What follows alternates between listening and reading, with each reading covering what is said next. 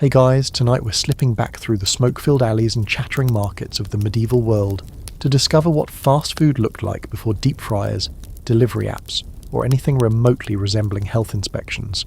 Spoiler alert, you probably won't survive this, not just because of the questionable meat pies, but because medieval street food was served in an era where soap was suspicious, refrigeration was sorcery, and hand-washing was an upper-class myth. So before you get comfortable, take a moment to like the video and subscribe, but only if you genuinely enjoy what I do here. And drop your city and time in the comments. I'm always curious who's tuning in and when. Now dim the lights, maybe turn on a fan for that soft background hum, and let's ease into tonight's journey together. You're walking down a narrow cobblestone lane in a medieval town, probably London, maybe Paris.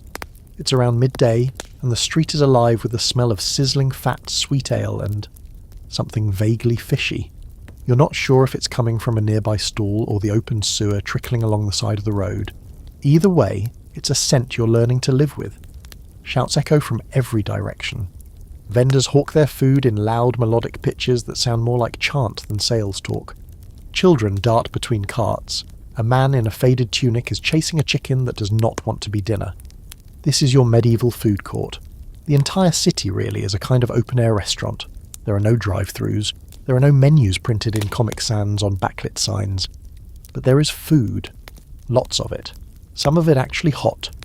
You turn a corner and find a woman standing behind a cart built from reused timber and lashed together with rope. She's got a steaming cauldron of something that smells surprisingly decent. Onion, barley, maybe some root vegetables if you're lucky. No meat today, unless you count the hint of marrow clinging to one of the bones bobbing in the pot. It's thick, goopy, and served in a shallow wooden bowl. Though if you're poor enough, she'll ladle it straight into your cupped hands. No shame here, fast food doesn't judge. Bread is your base layer, everything comes with bread. Round loaves, flat rolls, or if you're slumming it, which, let's be honest you are, dark, rough-textured black bread cut into thick hunks. You tear off a piece, dip it into the stew and chew. It's filling, it's warm, and it cost you just one small coin. You didn't even sit down. That's the key. This food isn't made to linger over. It's survival-grade cuisine. It's designed to keep you moving, working, surviving one day at a time. For most medieval folks, there's no hearth at home, no personal kitchen. Cooking takes time and fuel, both luxuries, so street food becomes the default. You walk past another stall, this one manned by a grizzled guy with half a beard and a permanently annoyed expression. He's got skewers of something meat-adjacent roasting over a pit. You think it's pork, or goat, maybe cat. You really, really hope not cat. But people are lined up for it, coins in hand, and he's slapping them with sauce from a jug that may or may not have started life as wine. Again, you could ask questions, but in this era, curiosity is rarely rewarded. Now for the fun part, in medieval times, eating in public wasn't lowbrow. It was life. Rich, poor, merchant, pilgrim. Everyone ate in the streets. Marketplaces doubled as food courts. Back alleys, pop-up restaurants. There's even records of open-air cookshops in major cities like London and York as far back as the 12th century. They didn't have logos or slogans, but they had reputations. If one vendor poisoned a customer, or served rat instead of rabbit, you better believe the gossip would spread faster than a fryer with gossip. One quirky truth. Bread often doubled as a plate. They were called trenchers, thick, stale slices used to hold stew or meat. You'd eat the meal, then eat the plate. It sounds efficient until you realise how hard medieval bread could get. You could probably shingle a roof with it. Still, you don't have to worry about clean-up. You pass a man selling pies. Not dessert pies. This isn't a Renaissance fair. These are meat pies, thick-crusted and hand-sized, the perfect walk and snack option. They might be filled with spiced beef, or a dubious mix of organs and oats. Either way, you buy one. The crust is flaky, the inside hot and oily. You're not sure what that chewy bit was, but you're too hungry to care. It tastes fine. It fills you. It'll do? You duck into a shady corner, maybe behind a cooper's workshop, and watch the stream of humanity move through this urban buffet. A monk haggles with a fishmonger. A woman balances a pot of stew on her head. A child steals a boiled egg from a distracted vendor. It's chaos, but it works. Interestingly, there's an ongoing scholarly debate about how regulated all this was.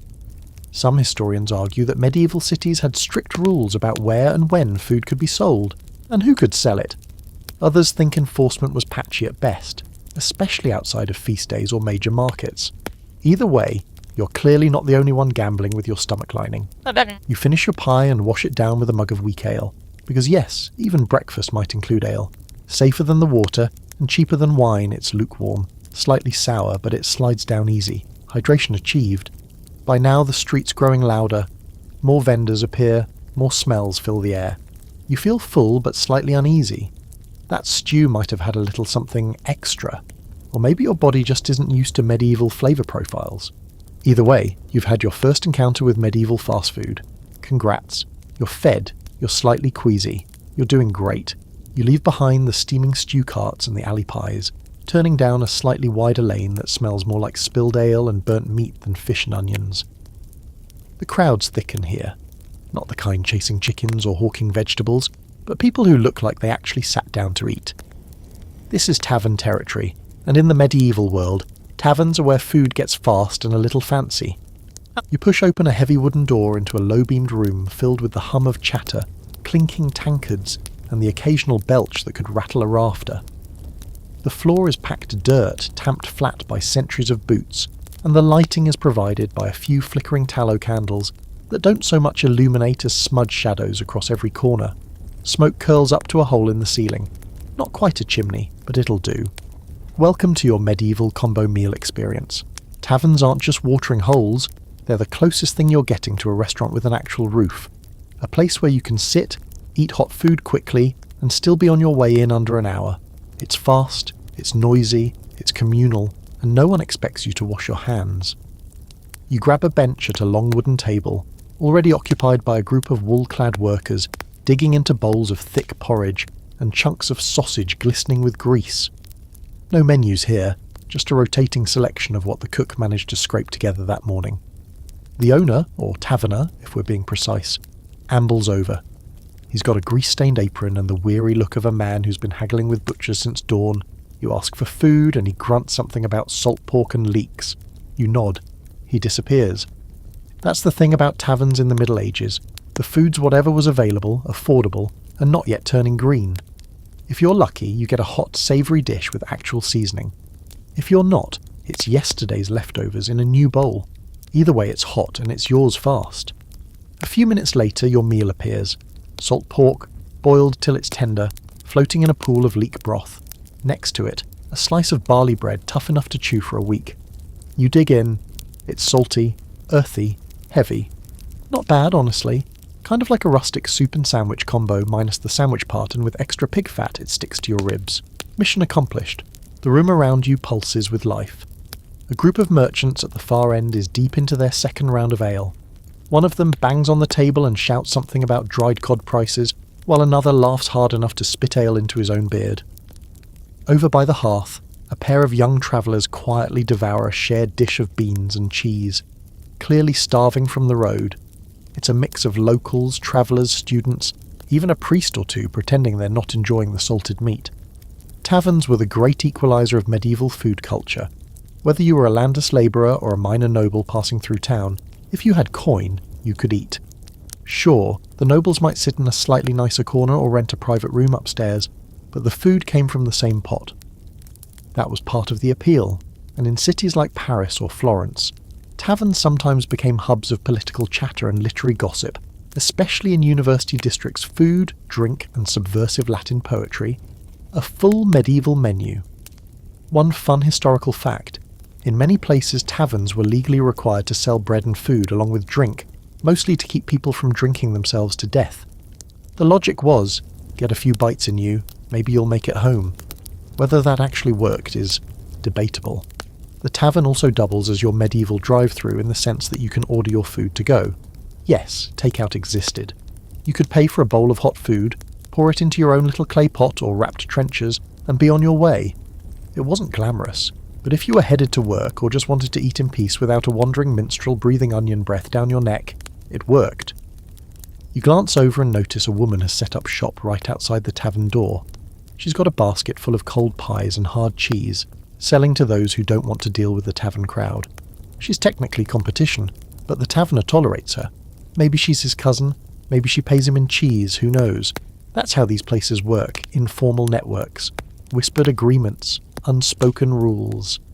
Medieval Yelp is just who hasn't given you food poisoning yet. There's an open question among scholars about whether these taverns mostly served locals or travellers. Some say they catered more to the latter, given their position near city gates or crossroads. Others argue they were neighbourhood staples, kind of like a local pub meets short-order kitchen. The evidence swings both ways, but either way you're here now and your belly's no longer grumbling. You look around again, no forks, nobody's using one. It's mostly fingers, knives, and the occasional spoon. Forks, as a dining tool, are still something of an exotic novelty, rumoured to be effeminate or even morally suspicious in certain circles. So you stick with your fingers and your knife, tearing pork and sopping broth like everyone else. Your tankard is empty now. You think about ordering another ale, but the room's gotten louder, rowdier. Someone's arguing about taxes in the corner, and a small dog is barking at a spilled carrot like it just insulted his mother. You've had your fill. You wipe your hands on your tunic, no napkin, sorry, and step back outside. The sun's still up barely. The street has shifted tone. The stew carts are gone. Now it's roasted nuts, hot chestnuts, baked apples. Light affair for evening wanderers. But that's a story for another hour. For now you've experienced medieval fast food at its cosiest, most chaotic and most communal. The tavern. Not quite a restaurant, not quite a bar, but somewhere in between, where time is short, the broth is hot, and the salt pork always tastes like home, even if it wasn't your home to begin with. You're back on the move now, weaving through the press of bodies and carts that clog the main square. The light has softened, golden and hazy, and the air smells richer than it did an hour ago. Someone nearby is roasting something flaky and peppery. It hits your nose and stops you dead in your tracks. Then you see him. A pie man. He's pushing a cart balanced on two wheels and a miracle, its sides blackened from years of smoke and grease. On top rests a small brazier glowing with hot coals, and perched around it like a crown of edible jewels are hand-sized meat pies, their crimped edges browned and bubbling. You drift toward him, hypnotised. This is the real deal. Street-level luxury, the medieval equivalent of a burger stand during rush hour. The pie man grins without looking up. He's busy rotating the pastries with a pair of iron tongs, his hands calloused and soot-streaked. You ask what's inside. He shrugs. Meat. You press for details. Maybe chicken, maybe not. It's the most honest answer you'll get all day. Still, people love these things. It's the ultimate hand food. Warm, filling, portable. You can eat it while walking, while working, while making questionable life decisions behind a stable. The crust keeps the mess inside, and the mystery of the filling keeps your expectations low. That's the genius of it. The medieval meat pie. Delicious, disposable, and possibly made of things you'd rather not name. Historically, meat pies were everywhere. England, France, the Low Countries. Some used spiced pork and eggs. Others were filled with chopped liver, fish, or even dormice if you were Roman enough to keep old habits alive. The crust was called a coffin, not because it killed you, though sometimes it probably did, but because it literally encased the meat like a sealed box. In many cases, you didn't even eat the crust. It was just the medieval version of a takeout container. You hand over a coin and take one. It's hot enough to burn your fingers. You bite through the crust and into something savoury, meaty, and slightly peppered. There's a mushy texture inside, punctuated by bits of gristle that remind you, gently, that the meat was chopped quickly and not with care. Still, it's weirdly satisfying. The crust flakes apart like buttery shale. A stream of oily juice runs down your chin. Congratulations, you're officially part of a tradition that fed peasants, pilgrims and poets for centuries. But meat pies aren't just a convenience, they're a loophole. See, most people didn't have ovens. Ovens were communal or attached to bakeries, so folks would bring their pies, covered and ready, to be baked in someone else's oven for a fee. This created a bustling trade around pies, not just selling them, but baking them, sharing them, making a little extra coin with your hearth. And of course, if you were sneaky enough, you could stretch the meat with oats or chopped onions, pocket the difference, and no one would know. Probably. There's a fringe historical tidbit about huff paste, a rock-hard pastry shell used to encase the pie contents for long-distance travel. It was basically inedible, and designed only to protect the meat from spoiling or being touched by the outside world. So yes, some meat pies were meant to last for days on the road, long before anyone had heard of preservatives or vacuum seals. Just salt, heat heat and crust like concrete. You walk on, chewing the last bite, and spot a pair of kids arguing over a pie that's half eaten. One swears it's fish, the other says it's eel. They're both right. Eel was a common cheap filler for pies, especially in England. Slippery, chewy, and easily caught in rivers or bought in barrels, there were even pie recipes combining eel and fruit. Try not to gag. People ate what was available, and in this world, availability was everything. There's a shadow to this, though. Scholars still argue about just how safe these street pies were. On one hand, they were cooked, hot, and baked, so theoretically, less risky than raw meats. On the other hand, refrigeration didn't exist. Meat went bad quickly, and shortcuts were common. There are historical records of vendors being punished for selling spoiled pies, even some fined for using corrupt flesh. Some unlucky souls even made it to court when customers got sick. Whether justice was served or just baked into the next day's batch is anyone's guess. Still, pie culture flourished. There were seasonal pies, festival pies, religious pies. During Lent you'd get fish or cheese pies instead of meat. For the Feast of St. Martin, goose pie, and during coronations or great banquets, pies the size of wagon wheels were wheeled in as centerpieces. In one legendary banquet, guests cut into a giant pie and live birds flew out. Just a little dinner theatre with your duck liver. You reach another corner and find an older woman tending a low stone oven built into the wall of a crumbling shop. Her pies are smaller, crispier. You recognise the smell. Onion, herbs, and maybe some offal. She smiles as you glance over. Her cart's neat, organised. She's probably been doing this for decades. This isn't just survival. It's a profession. Street cooks were often older women, widows, or lower-class wives supplementing income. They knew how to feed a crowd with flavour, speed, and no waste. You respect the hustle. She offers you a fresh one, on the house. You take it. This one's got a flaky crust dusted with something that tastes like fennel and pepper. The filling? Still a mystery, but somehow cleaner, brighter. You nod, mouth full. She nods back. No words. Just mutual understanding between two people bound by pastry. As the sun drops and the air cools, more pie carts appear, not fewer. Evening means workers returning home, children out on errands, travellers arriving late, the demand spikes. Pie men work the crowd with practised efficiency, shouting their slogans, flipping their wares, slipping fresh batches onto the coals. This is prime time, and you, belly full and hands greasy, are part of the rhythm. You walk on, savouring the last bite of crust before tossing the inedible corner to a passing dog. It sniffs it, gives you a look of betrayal, and trots away. Fair enough. Not everyone loves huff paste, but you're warming up to the life. Medieval fast food may not have golden arches, but it's got golden crusts, smoky corners, and the kind of charm only slightly questionable meat can deliver.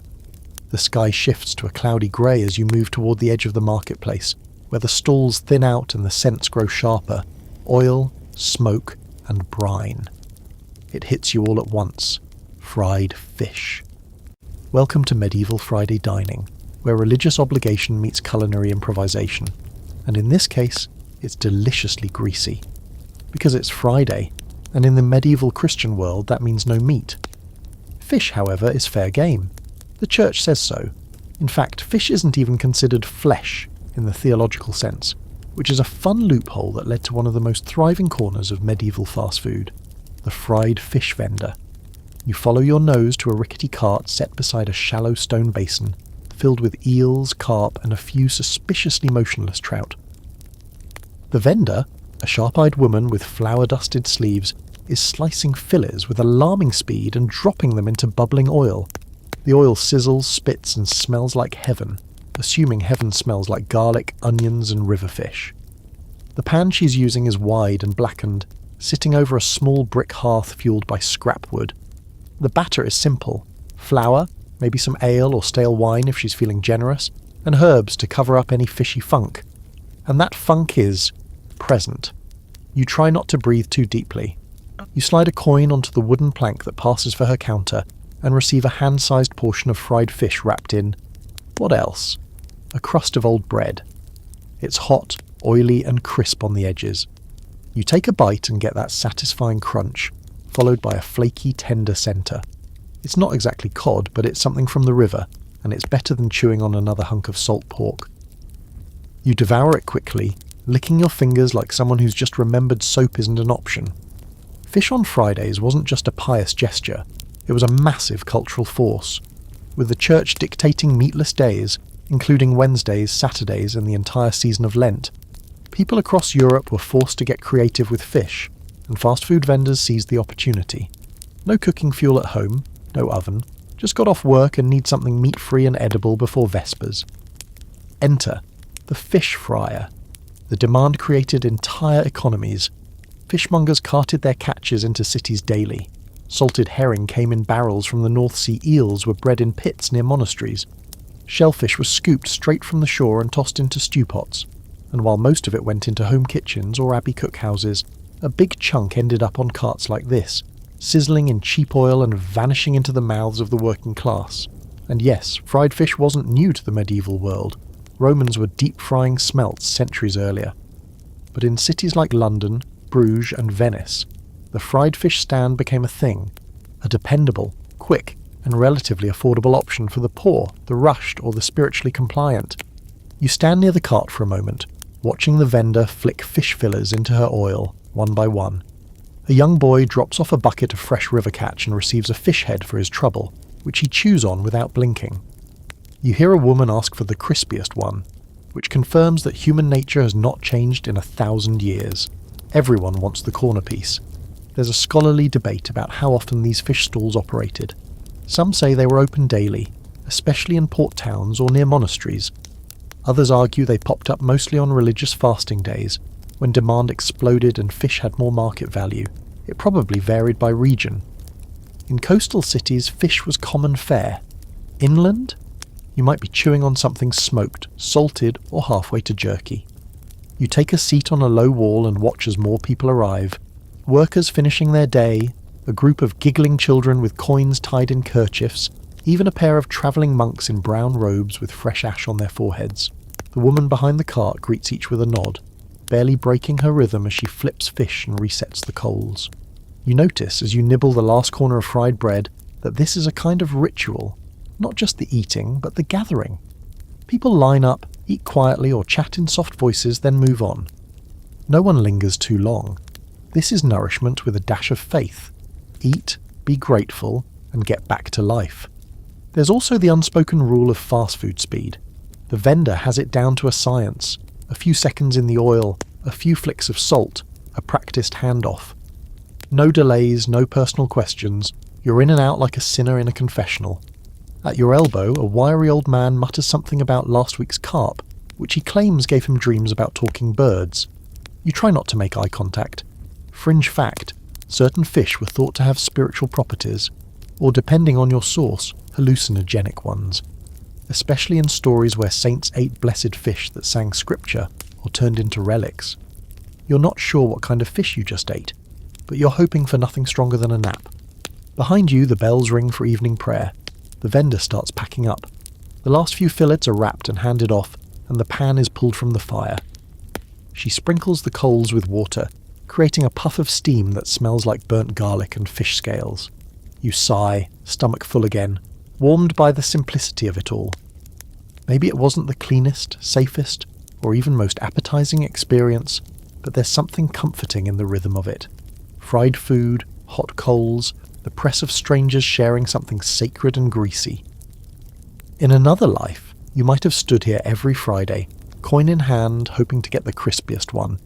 You stand, wipe your fingers on your cloak, because again, no napkins, and stretch.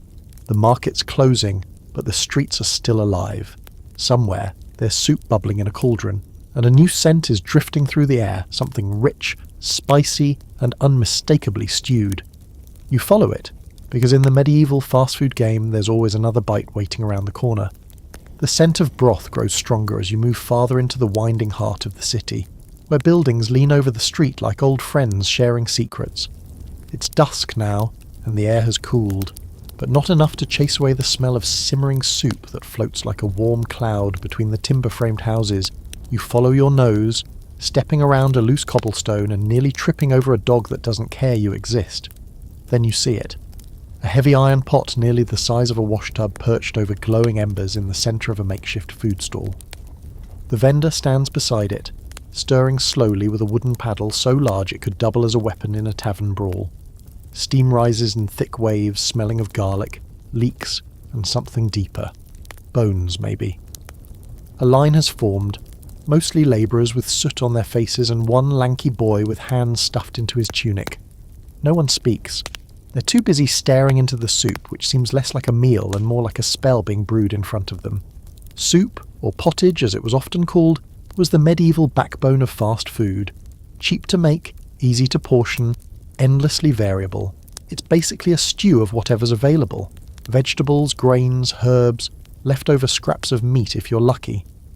Boiled long enough, it becomes a thick rib-sticking sludge that tastes better than it looks, and fills you up for a coin or two. Perfect for the hungry, the poor, or anyone whose hearth has gone cold.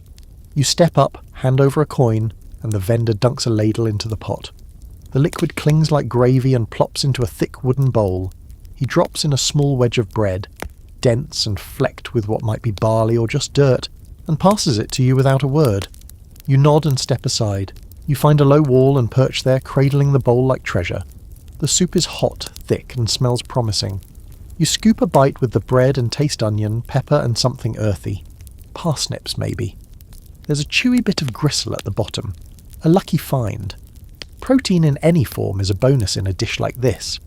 Interestingly, soup was a culinary equaliser in the Middle Ages. Lords had their own meat-heavy versions, spiced with saffron, and served in gilded bowls, but the base idea was the same. Boil what you've got until it stops being separate ingredients and becomes one cohesive comfort. For the common folk, soup was survival, and when made by a skilled hand, it could be surprisingly tasty. In many towns, these massive communal pots were kept bubbling all day, sometimes even overnight, fed by wood scraps and kitchen refuse.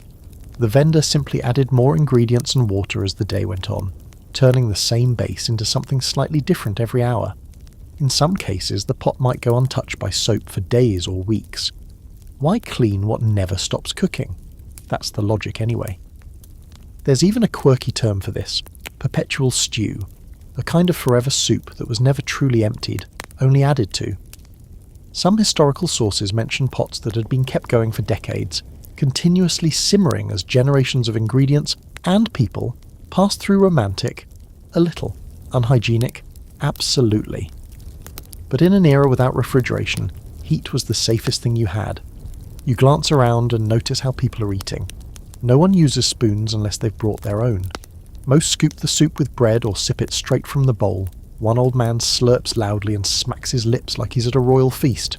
It's not about manners, it's about getting warm, fed, and back on your feet before the next bell rings. Behind the stall another pot waits, covered in a cloth. This one smells richer. Maybe a special batch for wealthier customers, or just a thicker version saved for later. A young girl peeks inside while the vendor's distracted and gets swatted gently away. You don't blame her. The promise of meat is a powerful motivator. Not all pottage was equal.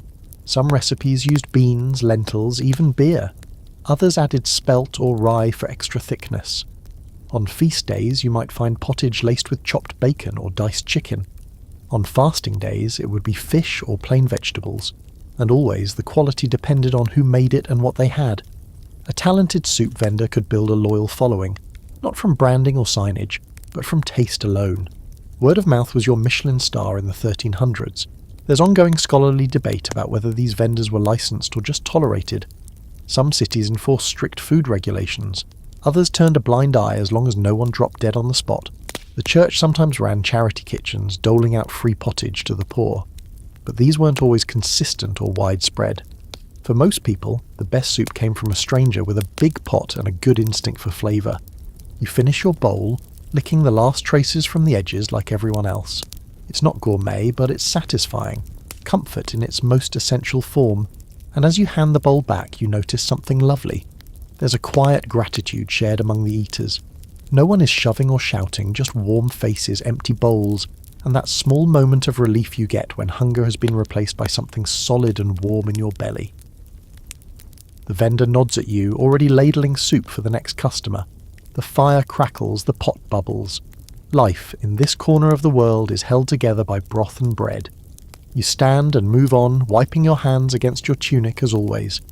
The streets are cooling now, lanterns flickering to life in upper windows, but the city doesn't sleep. Not yet. Somewhere out there, someone's pouring ale, slicing onions, stoking coals, because where there are people, there is hunger, and someone clever enough to meet it with a bowl and a ladle. Your footsteps take you toward the edges of the market square again, but this time you're following a sound instead of a scent. A steady clink of mugs, the rumble of laughter, and the low hum of a tune sung slightly off-key by people who've clearly had a bit too much. You round the corner and see them, a line of ale stalls, haphazardly assembled, each lit by a single torch sputtering in the wind. Welcome to the medieval equivalent of a liquid lunch. These stalls aren't elaborate, most are little more than wooden counters on sawhorse legs, shaded by old canvas sheets that flap in the breeze. Barrels stand in clusters behind the stalls, some tapped with wooden spouts, others being rolled or lifted with the grunts of effort from the people manning them, usually women with wide arms and aprons that carry more history than hygiene. Their hands move fast, a coin slapped on the counter, a mug filled with amber liquid, the next customer already waiting before the last one takes a sip. This isn't fine drinking. This is hydration, warmth, calories, and maybe a bit of courage in a mug. You get in line behind a man who smells like horses and fish, a confusing but somehow authentic combination. And when it's your turn, the woman behind the counter doesn't even ask. She fills a ceramic tankard from the nearest barrel and slides it over.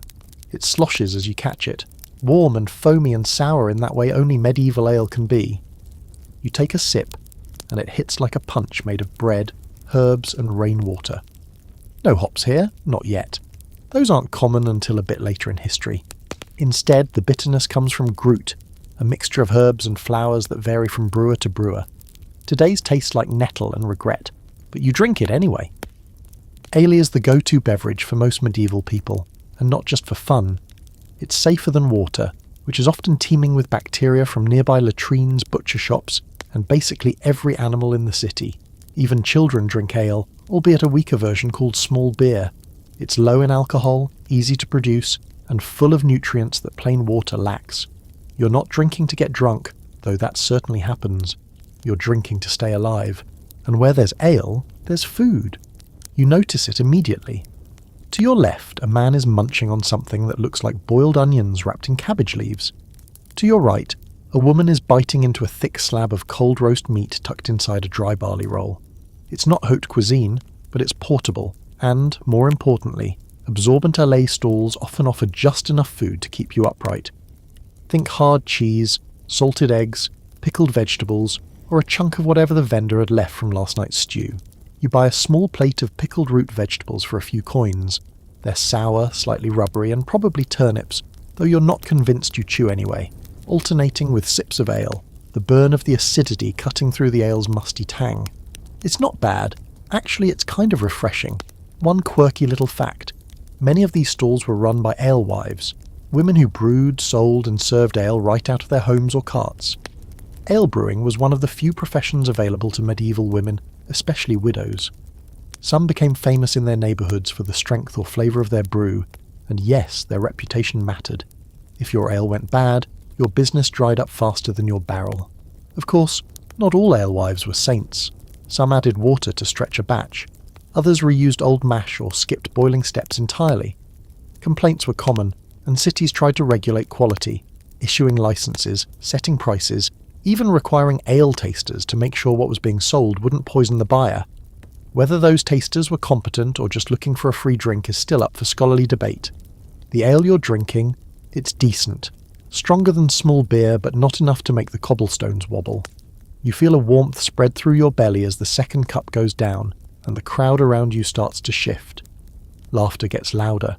A man begins playing a small pipe near one of the other stalls, tapping his foot in the puddle beneath him. People sway. Someone tries to sing along and fails. Miserably. You get the sense that these stalls are more than just pit stops. They're social hubs. Here, deals are struck, gossip spreads, lovers meet, fights begin. You hear one man whisper about a merchant cheating the scales, another mumbles about a noblewoman who eats like a peasant. No one speaks loudly, but no one holds back. Ale lubricates the tongue as well as the soul. And in case you were wondering, these stalls don't operate with licenses posted on walls or health scores on display. What keeps them running is reputation and rhythm. Serve too many customers bad drink and you'll find your barrels mysteriously empty, your stall overturned, or your regulars drinking elsewhere. It's fast food, but with stakes higher than Yelp reviews. Sometimes, food vendors were even punished with public humiliation. Pillories, fines, or, in extreme cases, being dunked in rivers to cleanse their filthy trade, all part of the game. You finish your last sip and return the mug. Yes, you return it. Mugs are reused constantly, rinsed if you're lucky, and passed on to the next customer. You try not to think about who drank from it last. The woman behind the counter takes it, nods once, and turns to the next man in line. Night is pressing in now and the stalls are slowly starting to pack up. Some barrels are drained, others are being dragged back home or rolled toward back alleys where they'll be stored, refilled, or simply forgotten until the next market day. You walk away, head buzzing, stomach full of sour ale and questionable vegetables. It wasn't fancy, and it definitely wasn't clean, but it was fast, satisfying, and, if you ignore the lingering taste of turnip brine in your mouth, pretty enjoyable. You feel like you've earned the right to look down on anyone who calls a pint of warm beer at a chain pub authentic. You've had the real thing, served in a cracked mug by a woman who probably brews better than half the breweries in town. You turn another corner and smell something new. It's smoky, charred and rich with grease. Your stomach, which should be full by now, perks up again. Because in the medieval city, there's no such thing as one dinner. There's always one more bite, one more stall, one more flavour waiting to surprise you. You drift along the edge of the lamplit streets following the scent of something sizzling, something unmistakably meaty and slightly charred. The day crowd has thinned, replaced by a more colourful mix of humanity. Laughing apprentices with ale-bright eyes, cloaked figures with shifty glances, girls in flower-crowned braids, and a man loudly reciting poetry to no one. Welcome to the medieval night market, where dignity goes to bed early and late-night hunger reigns supreme. The food stalls here are different, a little rougher, a little louder. You pass a group of drunk labourers sharing a skewer of what might be kidneys, each taking a bite and passing it down like it's a divine relic.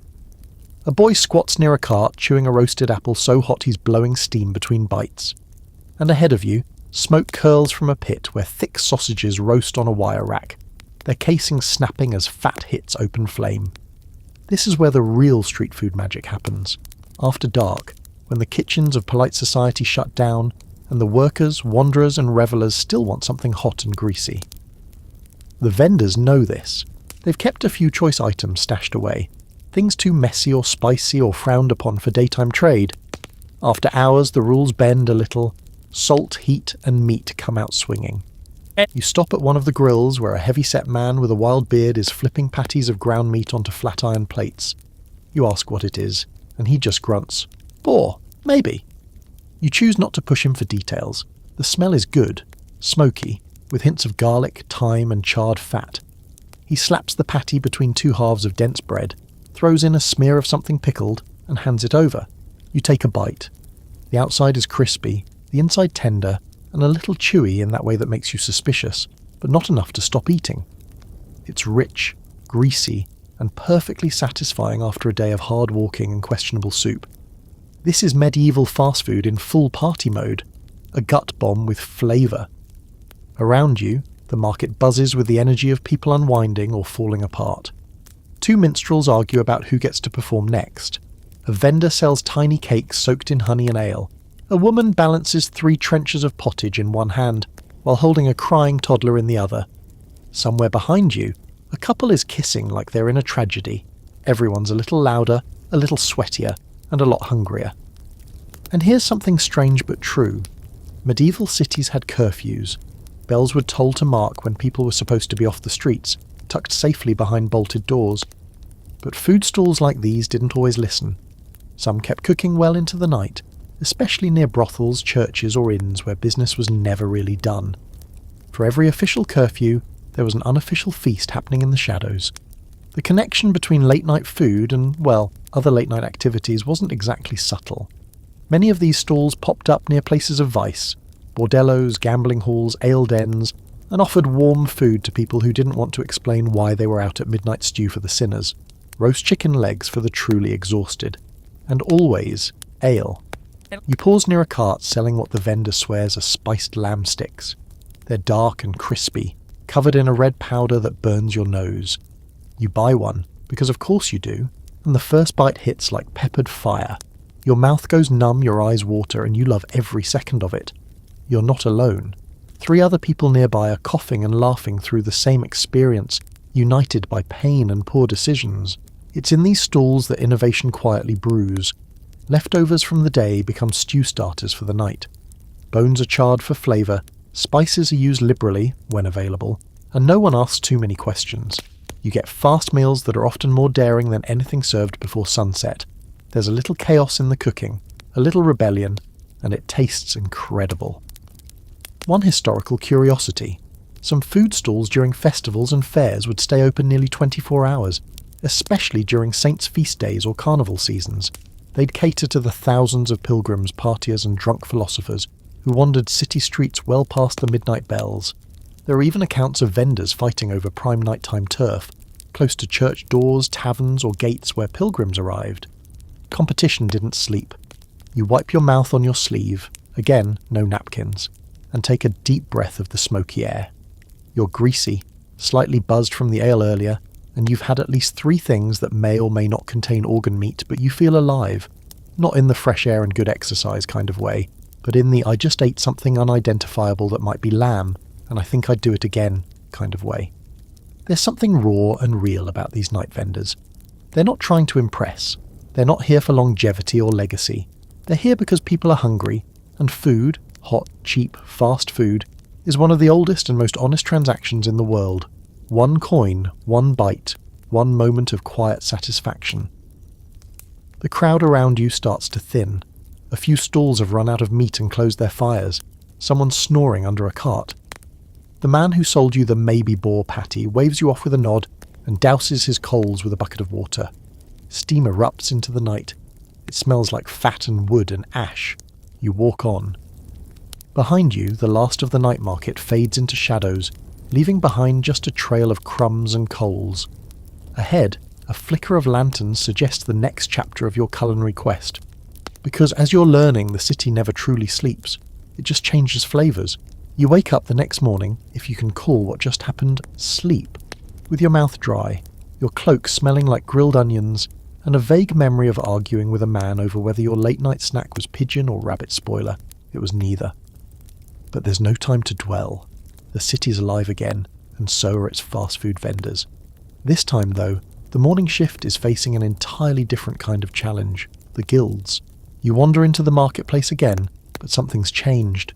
It's tidier, not clean exactly, let's not get carried away, but organised. The carts are evenly spaced, signs crudely painted in symbols for the illiterate, a fish, a loaf, a knife and spoon crossed like swords, and each vendor wears a small scrap of cloth pinned to their tunic. Some red, some blue. All official.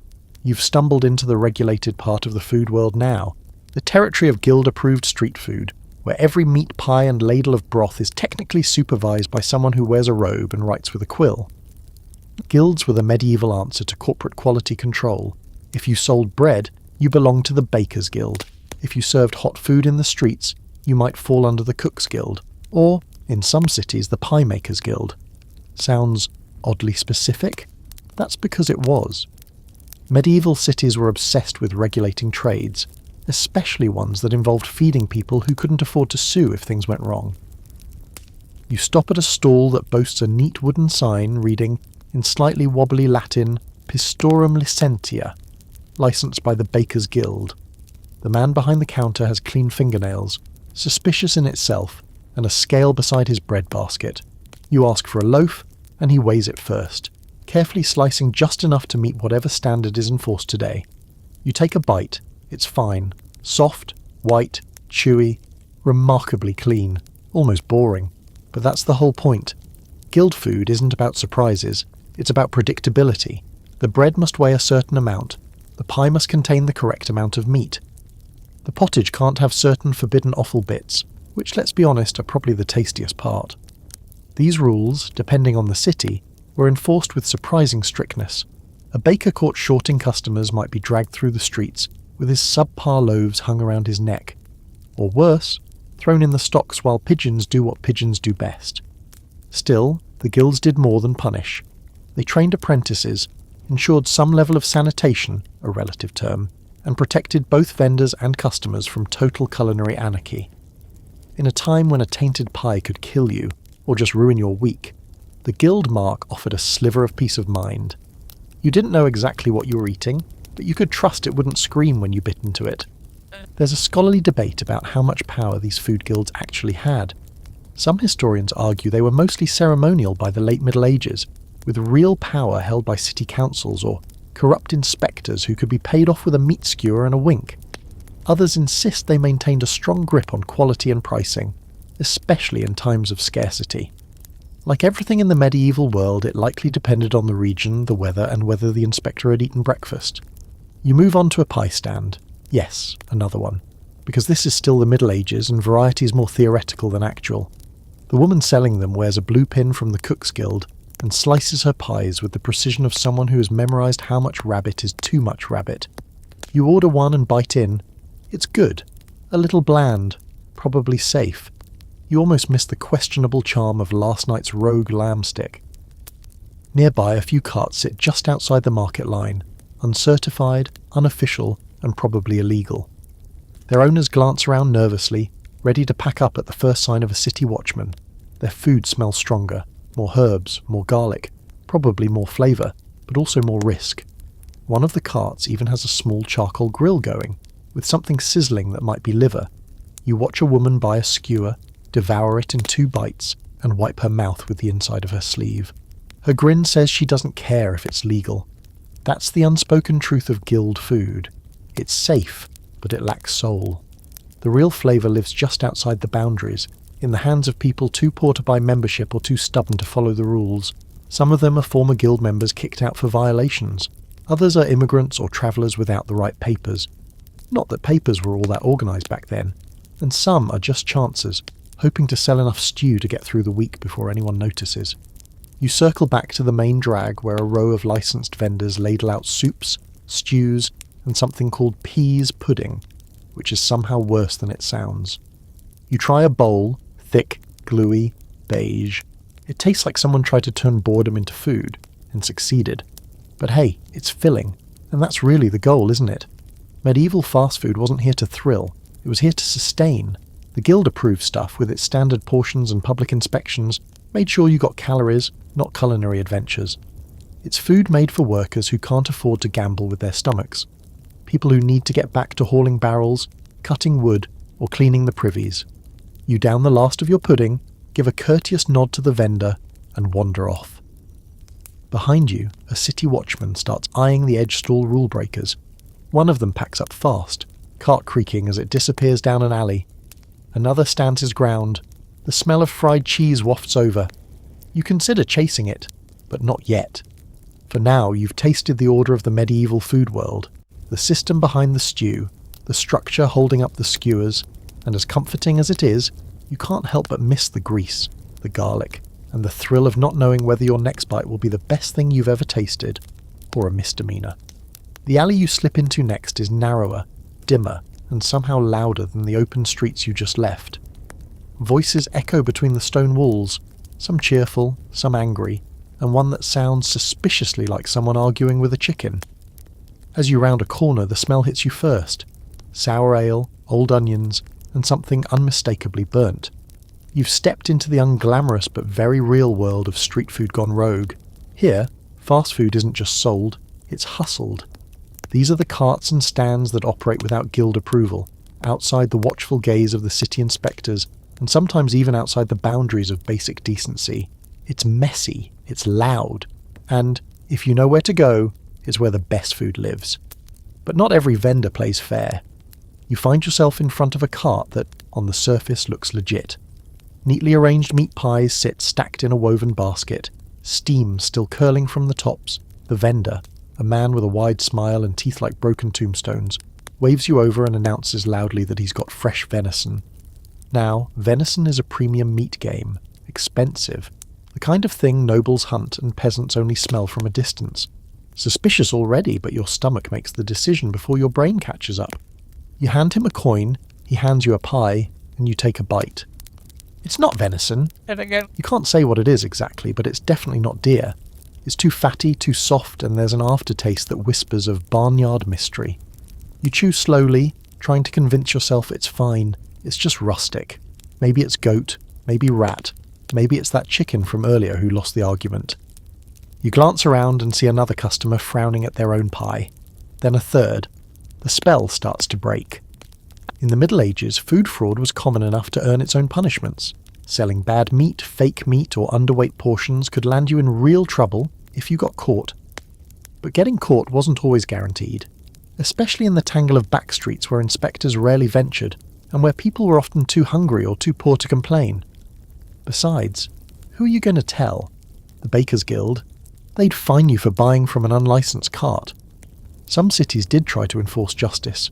In London, vendors who sold spoiled or false goods could be publicly shamed, paraded through the streets with their rotten wares strung around their necks, or worse, forced to eat what they'd sold in front of jeering crowds.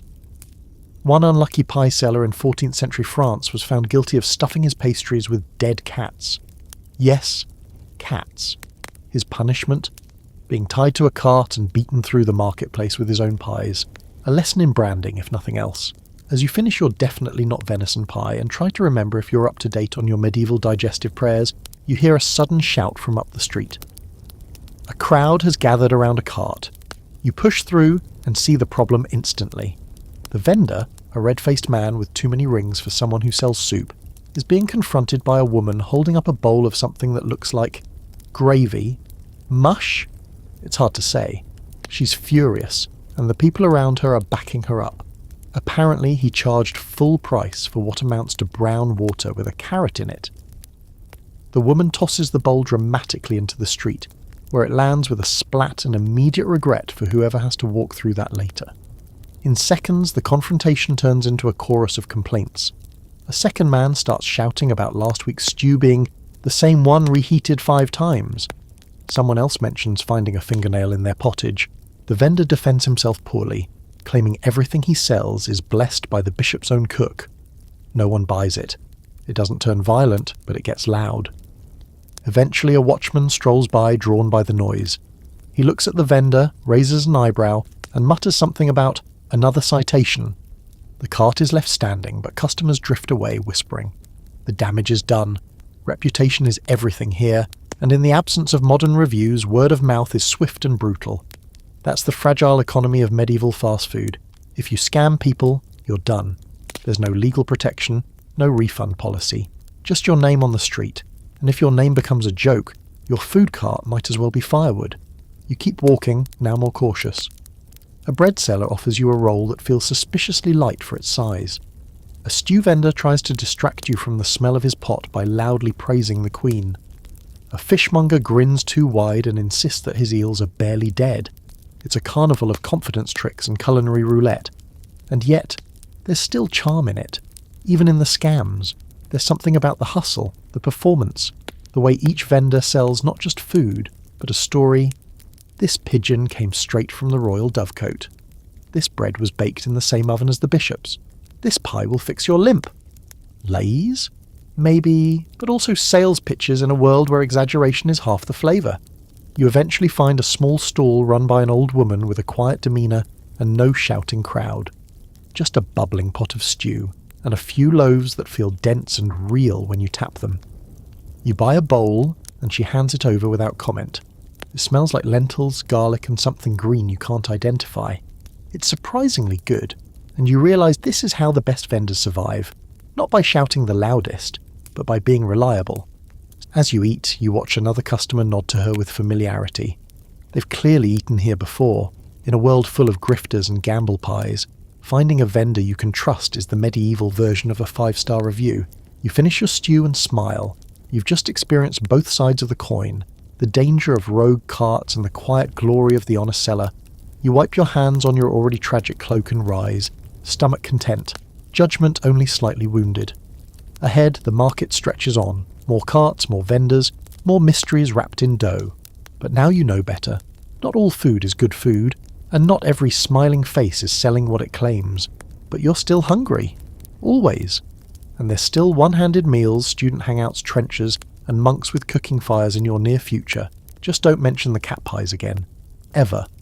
You're back in the centre of town now, pushing your way through a lunch rush so thick it feels like you're moving through bread pudding. People jostle past in every direction. Porters with bundles slung over their backs, market wives balancing baskets of fish on their hips, barefoot kids zigzagging through the mess, mouths stuffed with whatever scraps they've managed to grab. The smells swirl together in a dizzying blur of meat, smoke, ale, sweat, and something sweet you can't quite place. And everywhere, absolutely everywhere, people are eating with one hand. That's the unspoken rule of medieval fast food. Portability is everything. Meals aren't leisurely sit-down affairs with embroidered tablecloths and silver spoons. They're quick, efficient, and always ready to move. You eat while walking. You eat while shouting. You eat while watching a juggler accidentally set his sleeve on fire. So it makes sense that the food reflects the pace. Every dish here is designed to be held, handled, and inhaled with as little mess as possible. Well, unless you count the drips running down your wrist, or the constant wiping on your already abused cloak. But that's part of the charm. No forks, few spoons, and absolutely no plates, unless you count a piece of bark or someone else's discarded trencher. You grab what looks like a baked turnover from a woman with a tray slung around her neck. She's walking through the crowd, hawking them like they're royal treasures.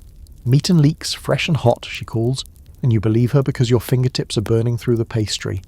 The crust is firm enough to hold its shape, but soft enough to bite into without cracking a tooth. Inside, hot leeks and spiced lamb, or possibly mutton, steam against your tongue. It's savoury, greasy, and perfectly sized for your hand. You don't even slow your pace as you chew, and that, you realise, is the point. This is the medieval answer to the modern sandwich. Not always bread-wrapped, but always manageable without cutlery. You see other one-handed meals everywhere you look. Flatbreads topped with egg and herbs, boiled eggs wrapped in sausage, skewers of grilled offal, cheese wrapped in cabbage leaves, dried fruit pies that leave a sticky residue across every knuckle. Some people just carry a hunk of cold roasted meat in one hand and tear pieces off with their teeth while holding a tankard in the other. It's functional, it's fast, and it's also kind of brilliant. Trenchers come into play here too. Thick slabs of stale bread used as plates, bowls, and eventually food themselves. You pass a young boy seated on a barrel, gnawing on a crust so hard he looks like he's trying to sharpen his teeth.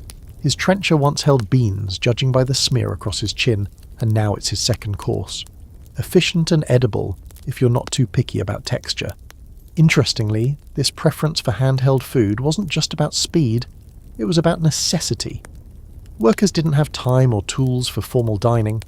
Servants couldn't set out full-place settings every time someone needed to eat, and many homes, especially in poorer districts, didn't have tables at all. So the food adapted, the vendors adapted, everyone adapted. There's a scholarly debate about just how widespread this one-handed eating culture was across medieval Europe. Some argue it was mostly an urban phenomenon, tied to the rhythms of city life, merchants moving between deals, apprentices eating between errands, travellers ducking out of rain under awnings and chewing a meat pie for warmth. Others believe it extended well into rural settings too, especially during harvests or festivals when everyone needed to eat on the go. Either way, the principle holds: if you can eat it with one hand, it has value. You pause at another stand where a vendor is selling boiled eggs and salt from a little wooden tray. You buy one, crack it against the heel of your palm and peel the shell as you walk. A little pinch of salt between your fingers, a bite of egg, and suddenly you feel like 1,000 other people in 1,000 other towns, doing the exact same thing at almost the same time. It's that kind of food, universal, timeless, oddly comforting. Somewhere nearby, a juggler flips 3 apples and a turnip in the air while singing about a bishop's missing cow. A woman walks past with a baby in one arm and a fried cake in the other. A group of stonemasons sit on a plank of wood between 2 barrels, passing a wheel of cheese and laughing about someone named Henry, who apparently fell into a privy. You can't help but grin. The food culture here is fast because the lives here are fast. Fast in the sense that time slips through your fingers like flour on a breeze. You don't know how many meals you'll get. You don't know what work waits for you. You don't even know if the fish you ate yesterday was fish. So when the food appears, hot, simple, one-handed, you take it. You eat, you move. There's even a quirky little detail that's been recorded in old cookbooks and guild notes. Vendors often designed their meals to fit inside pouches. Yes, pouches. The literal medieval lunchbox. Think pies shaped to sit neatly in a satchel, or pressed cakes that wouldn't crumble on horseback. A knight could draw his sword with one hand and his dinner with the other. You stop at a stall selling these pouch-perfect hand pies, triangular things stuffed with apples and cheese. You buy one and tuck it into your belt just because, in case of emergencies, or second lunch. By now the sun's high, the market's roaring, and your hand is smeared with flour, onion grease and salt. But you don't care. You're fed, full, and exactly where you're supposed to be. In the middle of a city too loud to sleep and too hungry to sit still. One hand for your food, one hand for the rest of life. That's the rhythm of this place. Fast, messy, delicious. And you're just getting started. The street widens, sloping downhill toward what looks like a stone gate, and beyond that, a tangle of rooftops and bell towers in the distance. But you're not leaving the city. Not yet. Because just before the road curves out of view, a noise grabs your attention. Shouting, singing, a low mutter of Latin you definitely can't translate, and the unmistakable whine of a lute being played far too enthusiastically.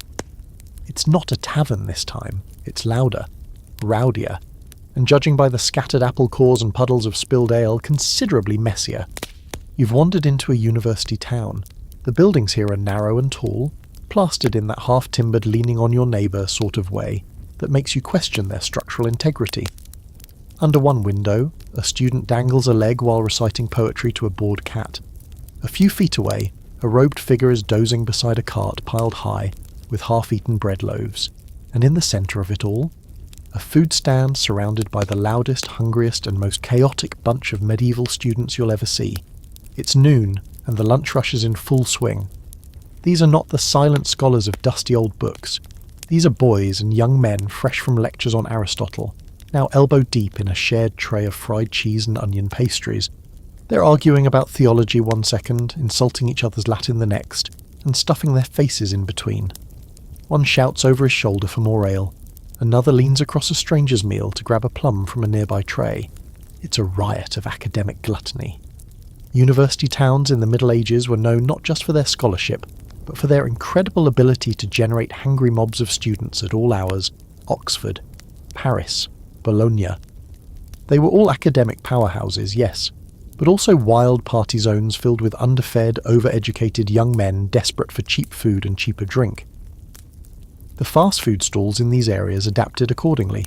You approach the stand cautiously, already clocking at least one overturned bowl and a suspicious puddle you'd rather not think about.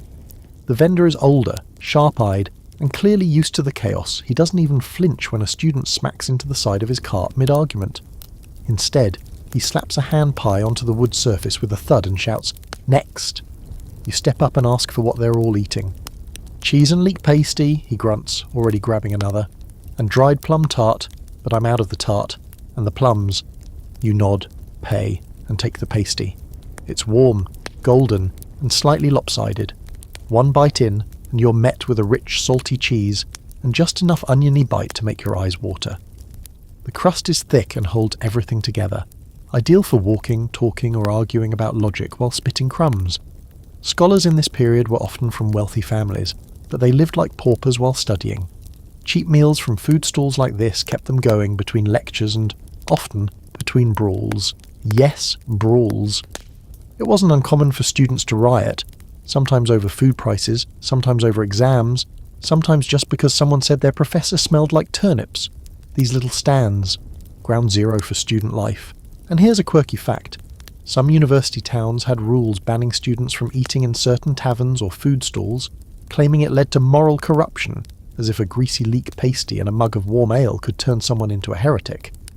Then again, looking at the current crowd, 3 of whom are drunkenly reenacting a scene from Virgil, while throwing bread at a stray dog, you can see their point. There's a debate among historians about how organised these university food vendors actually were. Some say they operated under strict guild laws just like in the rest of the city. Others argue that student neighbourhoods were more lax, with unofficial vendors setting up wherever students clustered. Either way, the food had to be fast, affordable and edible, even if that last part was negotiable. You sit on a nearby step to finish your pasty and watch the show. One student is trying to impress a group by balancing a pie on his head while quoting Cicero. Another is asleep face down in a trencher of something once resembling stew. The vendor doesn't care. He's already serving the next round, his hands moving like clockwork. Next to you, a student offers you part of his own snack, a greasy little ball of fried dough filled with, he says, mashed figs and honey. You take a bite. It's cloyingly sweet, sticky, and tastes like something that probably qualifies as dessert and medicine. He grins and explains that it was left over from the bakery's earlier batch and sold for half-price students, it turns out, know where to find deals, and they absolutely know how to stretch a meal. Behind you, a small group of students has gathered around a makeshift table, a board resting on 2 barrels. They're dividing up a platter of sausages and eggs with pocket knives, drinking weak wine out of a shared flask and laughing at something in Latin that you're probably better off not understanding. You rise, tossing your pasty wrapper, a strip of leftover parchment, into a nearby gutter. The vendor is still shouting orders, and the students are still eating like they haven't seen food in days, which, depending on how their studies have gone, might be true. There's something oddly modern about it all. The messy charm of a university town hasn't changed in centuries. Loud debates, chaotic meals, questionable hygiene, and food that walks the line between quick snack and digestive risk. Only now you're experiencing it with your feet in the mud and a mouthful of leek. You move on, ducking to avoid a flying apple core and stepping over a student asleep on the curb. Somewhere nearby, a bell tolls, signalling the next round of lectures, or maybe vespers, or maybe just time for more pie.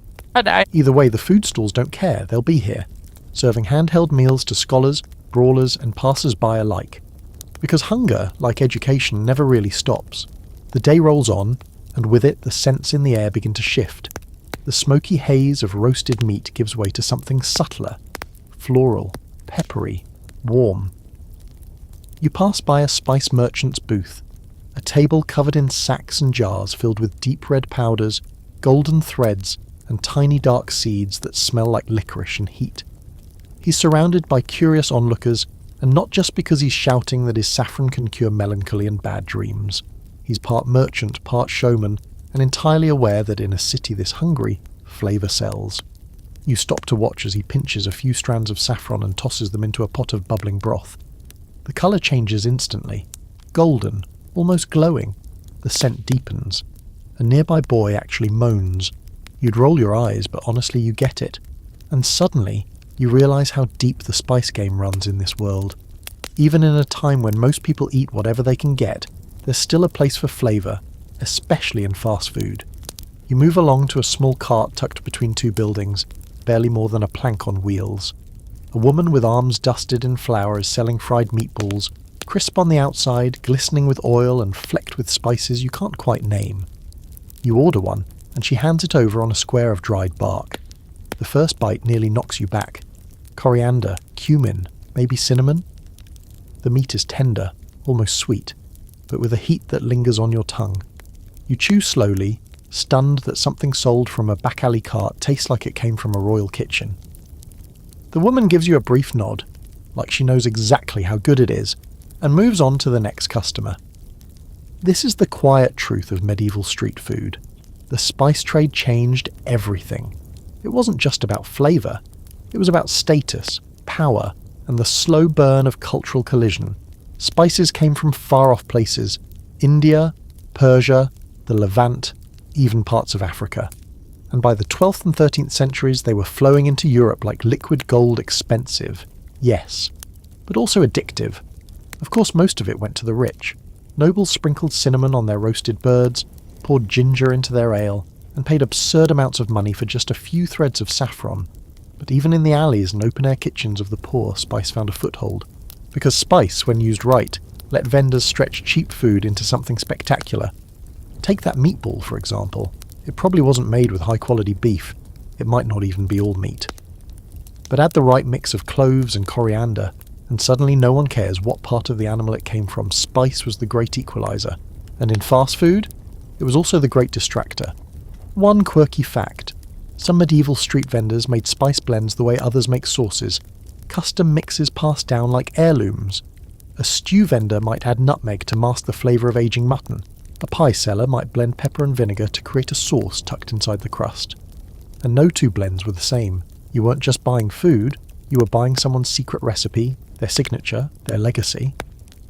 Of course, there's a catch. Spices were expensive. Really expensive. So how did so many fast food vendors afford them? Here's the trick.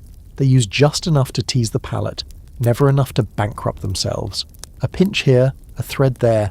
Some even mixed true spice with local substitutes. Horseradish for mustard, dried herbs for pepper, burnt breadcrumbs for colour. It was a constant game of balance. Flavour versus cost. Illusion versus honesty. There's debate among historians about how accessible spice truly was to the working class. Some argue that most poor folk rarely tasted anything beyond salt and vinegar. Others point to urban vendors, especially in major trade cities like Venice, London or Bruges, where small amounts of spice were accessible enough to appear in daily meals, if only in trace amounts. Maybe it wasn't common, but it was possible. And in food history, that distinction matters. As you chew your way through the last of the spice meatball, you notice other vendors jumping on the flavour train. A woman is selling almond pastries dusted with cinnamon. A fish vendor tosses ginger and black pepper onto his grilled catch, yelling that it's seasoned like a king's supper. A group of children are sharing what looks like sticky date balls, each rolled in a fine white powder, probably sugar, possibly powdered lies. Either way, they're giggling too hard to care. You buy a small honey cake from a man with gold-stained fingers. He winks and says it's made with rosewater and cloves. You bite in, and the floral scent wraps around your nose like incense. The taste is sweet, but layered. More than just sugar, it's complex, almost decadent. You pause for a moment, cake in hand, watching the scene unfold. Food vendors shouting, spices sizzling, customers swaying between meals like bees drunk on scent. There's something theatrical about it. These aren't just meals, they're performances. The spice, the smell, the colour, they're part of the show, a way to catch your attention, hold it, and take your coin before you even realise your mouth's watering. And for a brief saffron-scented moment you forget you're in a world without refrigerators, with open sewers, where meat might have been hanging in the sun for 3 hours. All you know is that someone somewhere figured out how to make a lentil cake taste like a festival, and you're better for it. You wipe your fingers on the hem of your tunic. At this point it's more napkin than clothing. And take a deep breath. The air is thick with spice and smoke, and for the first time all day you don't feel hungry. You feel enchanted. Flavour, it turns out, isn't just for the rich. Not here, not today, and definitely not when you've got one coin, one hand, and a street full of vendors who know how to turn heat and herbs into a little slice of heaven. You slow your steps now, belly full of meatballs, honey cake, and a hint of cloves still ghosting your tongue. The streets seem quieter for a moment, the city catching its breath between the midday rush and the slow build toward evening. But even in this lull, there are still carts to discover, still vendors tucked into corners, their offerings less flashy than saffron-glazed pastries, but somehow more intriguing. You find one under a faded cloth awning, the kind that's patched so many times it's more thread than fabric. A man stands behind a wooden crate, and beside him sits a tray of food that looks challenging. A pile of small blackened things glistening with oil and vinegar, coiled, boneless and glum-looking. Next to them, a basket of skewers, bits of greyish meat, each one skewered on a splintered stick. No one's crowding this stall. There's no scent of baking bread or caramelizing onions, just the raw, briny funk of water and guts and centuries-old habits. Welcome to the fringe zone of medieval fast food. Today's special: eels, livers, and other dubious delights. You hesitate. The vendor grins, revealing a single gold tooth. He picks up a skewer and offers it with the casual confidence of a man who knows you're too curious not to try it. You give him a coin and take it, lifting it warily to your nose. It smells metallic, earthy. Not bad, just odd. You bite. The texture hits first, firm but soft, like meat that's lost its identity in the fire. Then the taste: iron, fat, and a burst of vinegar. It's liver, or close enough, and it's not terrible. You chew slowly, telling yourself it's good for you, that people have eaten worse, and they definitely have. Offal, organ meats, and eel weren't fringe by medieval standards. They were survival food. Not just cheap cuts, but often the only cuts accessible to anyone below the noble class. These parts didn't go to waste. If it came out of an animal and wasn't bones or horns, it had a culinary destiny. And in a world where nothing came easy, people got creative. Eels, in particular, were wildly popular, not because they were delicious, though to some they were, but because they were everywhere. River eels, swamp eels, eels in barrels, dried eels, jellied eels, rich in fat, easy to preserve, and, here's the theological loophole, considered acceptable on fast days by the church. Because they lived in water, they counted as fish, technically. You pick up one of the coiled eels now, daring yourself. It's been stewed in something sharp, maybe vinegar and herbs. You bite the edge. The skin is chewy, but the flesh inside is soft and oily. Not amazing, but weirdly satisfying. The vendor watches with an amused expression, as if he's seen 1,000 people have this exact internal battle. You nod, finish the bite, and surprise yourself by reaching for another skewer. Organ meats were common too. Livers, kidneys, hearts, even brains. Either chopped into pies, grilled on open flames, or turned into makeshift sausages with generous amounts of herbs and garlic. Not for the weak of stomach, maybe, but beloved by those who couldn't afford to waste anything. Waste was for kings. The rest of the world had to chew carefully and hope for the best. There's a legend, half-whispered by food historians, about a medieval fair in which a vendor sold blood pudding so rich in flavour that people lined up to eat it without asking what was in it. The ingredients? Pig's blood, oats, onions, and mystery bits. It was declared a hit, then banned for being too successful without proper oversight, which says a lot about both the food and the regulation. Now, of course, not everyone was on board with these culinary choices. Some religious groups saw offal as unclean, or at least suspect. Others viewed it as peasant food, too low class to appear on noble tables. But plenty of monks, soldiers, and hungry workers couldn't care less about the stigma. Food was food, protein was protein, and if it kept your hand steady and your stomach full, what did it matter where it came from? There's an ongoing academic debate about whether offal dishes were more common in urban or rural settings. Some believe the cities saw more of it, since butchers there had to do something with the leftovers. Others argue that country folks closer to the animals made better use of every part. But the truth is probably both. Offal turned up wherever meat was scarce, which meant everywhere, all the time. You finish the skewer and take a swig of water from a nearby barrel. It's flavoured with lemon peel and mint, probably to mask whatever was floating in it last week. You're starting to notice a pattern. Medieval people knew how to cover their culinary sins. Spices, herbs, vinegar, smoke. It's not just flavour, it's camouflage. A strategy as much as a recipe. As you step back into the street, you see a boy selling something on a stick that looks suspiciously like a fried rat. You decide not to investigate, your stomach has limits. And besides, there's a group of children chewing dried fishtails on a bench nearby, each one crunching the bones like crisps. You smile. They look happy enough. The fringe food has its own loyal fans.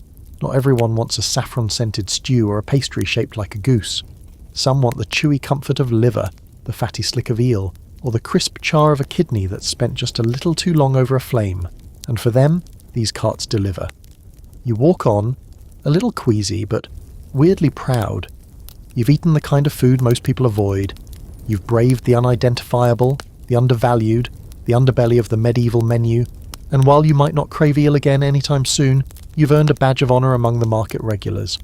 Because in a world where nothing's wasted and every part gets cooked, the question isn't what is it. It's will it make you full? You've passed more pies than you can count today. Some sweet, some suspicious, some still steaming, and a few that look like they could double as weapons. But now you're drawn in by something altogether different. The cart you approach isn't boasting flavour. It isn't sizzling or perfumed with saffron. In fact, it doesn't even smell like much. But it looks odd. Bizarre, even. Because instead of wooden bowls or paper-thin wrappers, this food is being served in what appears to be a loaf of bread. A stale one, no less. Trencher, the vendor says before you even ask. Keeps your fingers clean, fills your belly twice. You nod, take the offered slab and study it. It's a thick disc of old bread.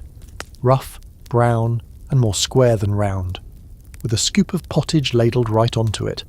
The bread has a spongy middle, sunken slightly from the weight of the hot stew, but the outer crust is tough enough to withstand a battering. You pick it up carefully, bite into the middle, and get a mouthful of savoury lentils and barley, followed by the dense chew of the bread below. It's not elegant, it's not even good exactly, but it's honest, and more than that, it's genius. Trenchers were the medieval answer to the problem of plates, mainly that plates were expensive, fragile, or simply unavailable. Who needs pottery when your bowl can be eaten afterward? Or more commonly, when your plate doubles as tomorrow's breakfast. The bread used for trenchers was typically yesterday's bake, dry, heavy, and thick enough to soak up broth without falling apart. Some were round, others square, often stacked on a board or napkin, then used as literal dinnerware. And when you were done eating, you could either chew it, toss it to a dog, or give it away as alms. In noble households, trenchers were actually left behind, intentionally. Once the meat and gravy had soaked into them, they'd be gathered and donated to the poor leftovers from the Lord's table, might feed 20 hungry mouths. But out here in the streets, you get the whole package, hot food and the soggy dish that comes with it. No waste, no washing up, just carbs on carbs. You find a quiet spot to eat. Well, quieter than usual. A low stone wall near a stable, where the scent of horses is only slightly worse than the aftertaste of the eel you bravely tried earlier. You settle in with your trencher and marvel at how efficient it is. Every part has a purpose. Even the crust, once you chew through the first rock-hard layer, is edible. Kind of. You wouldn't call it tender, but in this world that's not the goal. The goal is sustenance. Fill the belly, fuel the body, keep moving. Some vendors even specialise in trenchers, not the stew. They buy stale bread from bakers, stack them high, and sell them with a rotating menu of fillings. Onion and beans in the morning, beef drippings at midday, maybe a little salted fish by nightfall. Sometimes it's fresh, sometimes it's 3 days old with a little extra vinegar to disguise the age. Either way, it's a miracle of form and function. There's a curious historical fact buried in the records of several large towns. Trenchers were so common that laws had to be passed about how thick they must be, especially when used in taverns. If the bread was too thin, it would collapse. Too thick, and it was basically just another loaf with stew dumped on top. There were complaints, letters, a scandal or two. The politics of bread, as it turns out, were not to be taken lightly. You finish the contents of your trencher and gnaw at the edges. The broth has soaked through just enough to soften the middle, though the corners still fight you like you're trying to chew through old armour. A passing dog eyes you, hopefully. You toss him one chunk and he devours it without hesitation. Smart dog. There's also a soft debate among scholars about how widespread the use of trenchers really was. Were they used mainly by the lower classes? Were they a tavern staple, or just a street food workaround? Some argue trenchers were common at every level of society, just with different fillings and breads. Others suggest they were more a working class solution, born out of necessity. The evidence is piecemeal, literally. But one thing's clear, they were everywhere. You spot a young couple nearby sharing a trencher topped with what smells like egg and cheese. They're eating it like a pizza, each tearing off opposite sides, trying not to drip on each other. It's oddly romantic in a peasant chic kind of way. Another vendor nearby stacks her trenchers into towers and tops them with fried apples, cinnamon and honey, dessert trenchers. You watch a group of children tear them apart, sticky-fingered and squealing with delight one manages to get honey in his hair. No one seems concerned. And then there's the travelling monk selling pilgrim trenchers, simple bread with lentils and a prayer. He hands them out to passers-by for free, murmuring blessings in Latin. You take one, because why not? A free meal with a side of spiritual insurance sounds like a good deal. It's dry, but humble, a taste of virtue. What's fascinating is how trenchers blur the line between tool and food. They're part utensil, part ingredient, part packaging.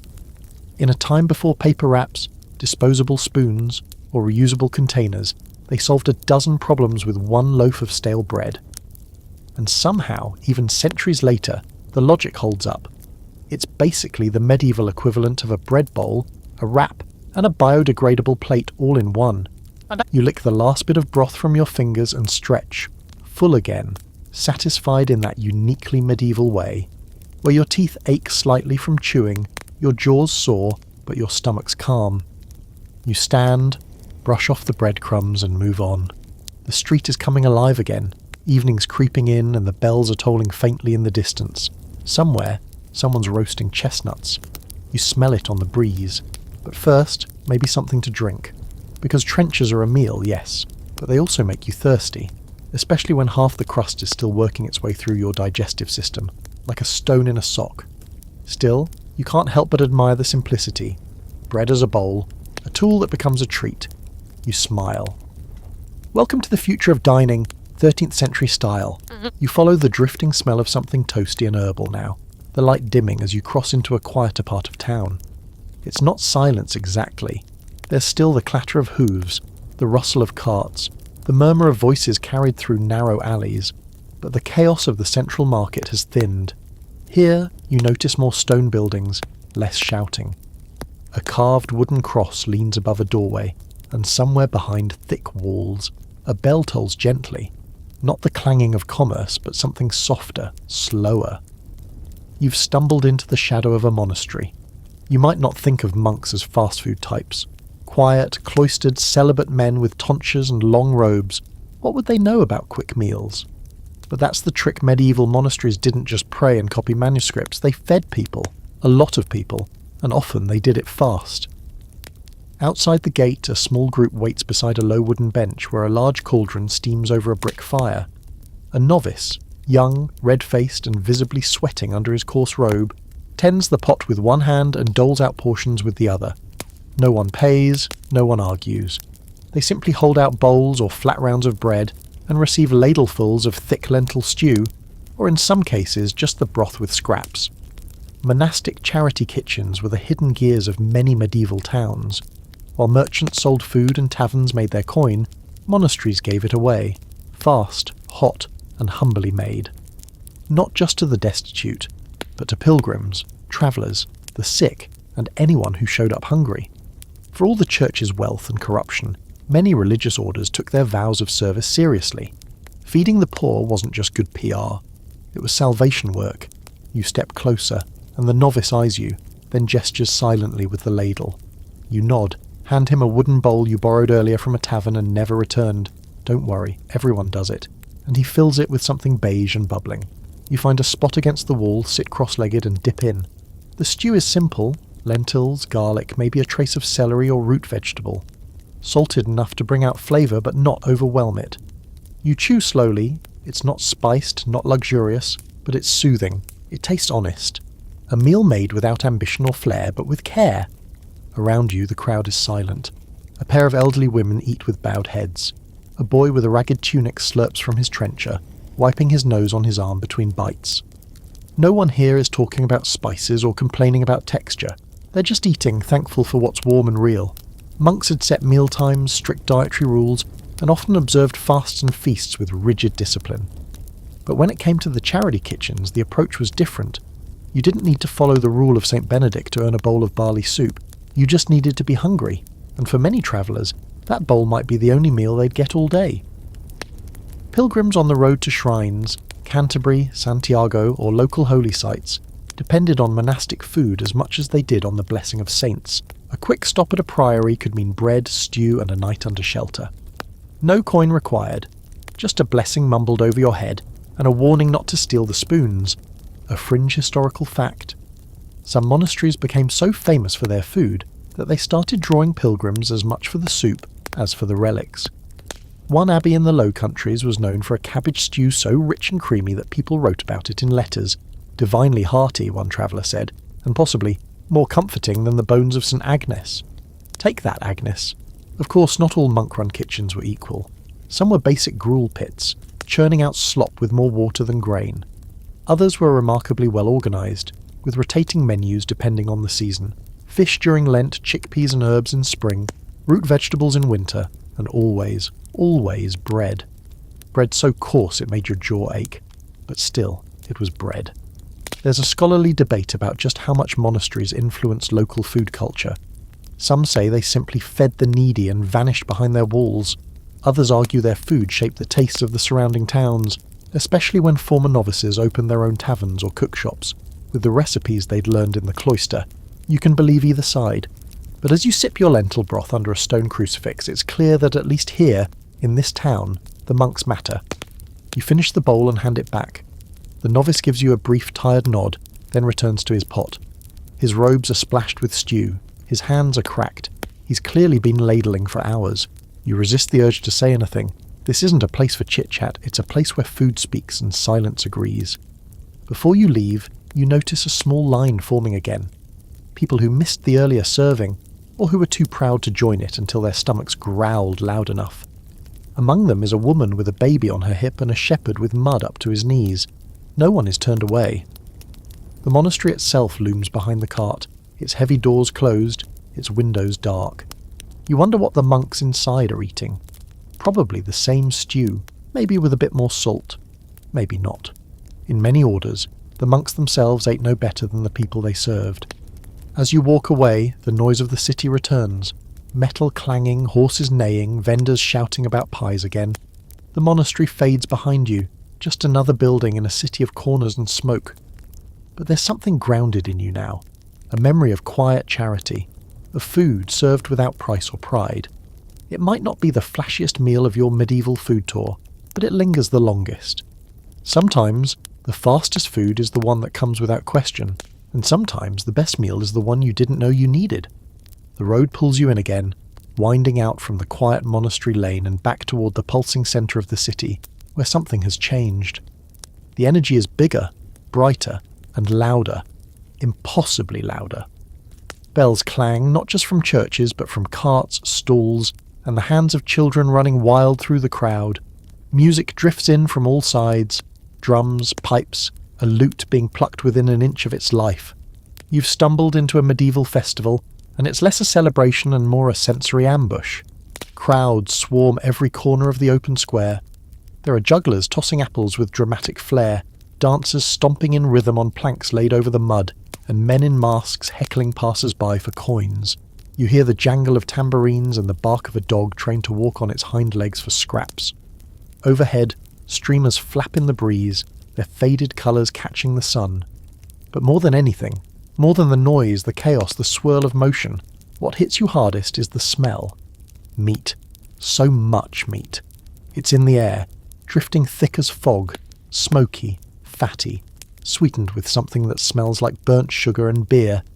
You follow the scent through the crowd like a divining rod, weaving past revellers in flower crowns and jesters in bells, until you reach the source, a spit nearly as long as a wagon, mounted over a pit so deep it radiates heat like a forge. And on that spit, rotating slowly, is an entire pig, crackling, blistered, golden, dripping with fat into the flames below. You join the crowd clustered around the fire, eyes wide, stomach already making promises your dignity can't keep. A man in a red doublet swings a cleaver with theatrical gusto, carving slabs from the roast and slapping them onto trenchers. The line moves fast.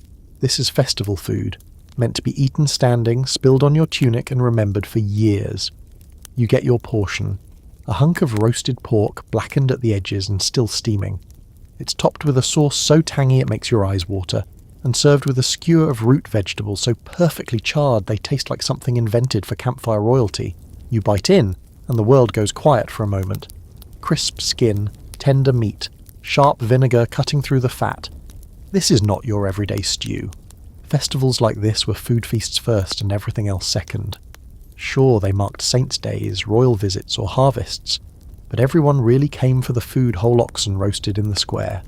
Fish stews boiled in cauldrons big enough to drown in. Cakes shaped like animals. Jellied meats moulded into towers. And ale, gods, the ale, poured from barrels stacked taller than your average peasant. Vendors travelled miles to sell at these gatherings, bringing their best and weirdest dishes. Some cooked on site, others lugged pre-made goods wrapped in linen and hope. And the competition? Brutal. You spot a sausage vendor loudly mocking the neighbouring pie stall, calling their crust as soft as a bishop's handshake. The pie seller retaliates with a tray of steaming venison pies, tossing samples like holy relics to the crowd. It's delicious warfare. A group of musicians sets up behind you, launching into a melody that sounds like someone trying to charm a snake with a headache. You shuffle away with your pork and find a quieter corner near a stand selling festival skewers, bite-sized pieces of meat, onions and dried plums roasted over a brazier. You try one, not because you're still hungry, but because this kind of day doesn't come often. The meat is sweet, sticky, and so hot it almost blisters your tongue. And it's not just meat. There are sweets too. Honey cakes fried in oil, sold by a woman with cinnamon in her hair, and a smile like she knows something you don't. You buy one, and it's exactly what you'd hoped for. Crispy on the outside, warm and molten inside, sugar clinging to your fingers like a second skin. You lick it off without shame. A fun fringe fact. During major festivals, cities often relaxed food regulations. That meant vendors could sell outside the usual guild system, sometimes without licenses, sometimes with ingredients considered excessive during normal times. It was a brief, glorious escape from rules and rations. For a few days, even peasants ate like nobles, at least until their coin ran out or the meat turned. There's even scholarly speculation that some festival foods were experimental, new recipes tested on big crowds to see what would stick. If you liked your meat with fruit, great. If not, someone else would finish it. It was culinary chaos, and vendors weren't afraid to take risks. You could try almond paste moulded into swans, or stuffed pastries filled with something labelled only as forest bird. You don't ask. At one stall, a group of teenagers is selling laughing cakes, allegedly made with herbs that tickle the belly. You don't try one. You've had enough belly tickling today, thank you very much. Still, the crowd buying them seems thrilled, possibly also hallucinating. It's hard to tell in this light. Somewhere behind you, a man begins to sing about a roast goose that betrayed him. You decide it's time to walk. As you wander, soaking in the sights and smells, you notice something remarkable. No one's sitting. Everyone is eating on their feet, moving, talking, living. It's medieval fast food at full volume. No chairs, no tables, just hands, mouths and motion. Trenchers double as plates. Skewers double as cutlery. And if it spills, that's what your sleeves are for. You finish your honey cake and brush the crumbs from your chin. Your tunic is officially a disaster. A glorious, sticky, smoky disaster. But you're grinning. Because at a festival, food isn't just sustenance. It's theatre. It's celebration. It's the one time no one cares where it came from or what's in it. Only that it's hot, fast, and makes you feel like a king, even if only for a few minutes. You step aside to let a group pass. A woman balancing 3 mugs of ale, a child chewing on a sausage longer than his arm, and a monk singing a hymn through a mouthful of pie. It's perfect. You've barely made it past the roasted pig remnants and honey cake wreckage when you notice something you hadn't before. Not the smell of fresh bread, which has been haunting your nose for hours. Not the smoke curling from grills or the chant of minstrels demanding coins for songs you didn't ask to hear. No, this time it's something quieter. A voice. Low, firm, practiced. Not calling out in desperation, but in command. Pies. Fresh and hot. No guessing games. What's inside is what you get. That alone makes you stop. Honesty? From a street vendor? Now that is rare. The voice belongs to a woman standing behind a simple wooden stall, her sleeves rolled to the elbows, her hair pulled back with a piece of twine. She looks practical, unbothered, and entirely in control. On the stall are rows of meat pies, perfectly uniform, their edges sealed with careful pinches, a small carved symbol on top of each, one for pork, one for fish, one for egg and cheese. Behind her, a girl about 10 years old fans the coals beneath a small brazier, while another child is vigorously kneading dough on a stone slab. You've just met one of the unsung pillars of medieval street food, the female vendor. While taverns and guild kitchens often leaned male, the streets, especially the corners, the alleys, the stalls pressed up against tenement walls, were the domain of women, widows, wives, daughters, mothers. If a man died, his wife might take over the food cart to survive. If a family needed extra coin, it was the women who turned the front room of their home into a bakery or pie shop. In many cases, they were the best cooks around, and they did it fast, cheap, and without apology. You step forward and ask for a pork pie. The woman nods once, doesn't look up, just grabs one off the tray and hands it over. It's still warm. You take a bite, and the crust flakes just slightly before giving way to a savoury filling, salted, peppered, and definitely pork, just like she said. No mystery bits, no rabbit in disguise. Just straightforward, honest food. Around you, a quiet rhythm has formed. The woman bakes, the girls prepare, and the line of customers shifts steadily. There's no shouting, no street barker antics, just efficient practice service. It's oddly calming, and maybe that's why the line keeps growing. In some towns, women weren't just vendors. They ran the entire food operation in certain districts. Pie women, cake wives, and ale wives were known by name. Some became local legends, famous for their roast goose or honey cakes. Others were feared, mostly by their competitors, and while they didn't always have guild protection, they had something better: reputation. One fringe record from the 14th century York mentions a woman named Marjorie, who sold eel pie so popular that 3 rival vendors filed complaints accusing her of dishonest magic. Whether she used sorcery or just added extra pepper is unknown, but the city records show she kept her stall, and the others mysteriously stopped selling pies soon after. But it wasn't always easy. These women walked a tightrope between respect and suspicion. Too successful, and people whispered about witchcraft; too assertive, and the men running the city took offence. There were rules, fines, even physical punishments for selling outside the approved hours or stepping into guild-controlled turf, and yet they kept working. Because food doesn't wait for bureaucracy, and neither does a hungry crowd. The girl fanning the coals coughs and shifts her position, her hands expertly adjusting the pan above the flames. You realise she's no apprentice, she's part of the business. The woman speaks to her without looking. "More fish pies ready?" The girl nods, then grabs a handful of dough and starts shaping. It's a family affair. Many of these stalls weren't just solo acts, they were family-run machines. Siblings making dough, daughters grinding spices, mothers managing coins and customers. Fast food wasn't just a meal, it was a livelihood passed down generation to generation, with recipes whispered between bites and secrets encoded in spice. There's debate, of course, about how free these women really were. Some historians argue that female vendors had more economic independence than most women of their time, earning their own coin, managing stock, and negotiating with customers. Others say it was survival, not freedom, and that most profits went to male relatives or landlords. Probably both are true, depending on the city, the year, and the woman herself. You buy a second pie, this one marked with a simple fishbone carved on top. Inside, it's chopped white fish with parsley, vinegar, and something tangy you can't name.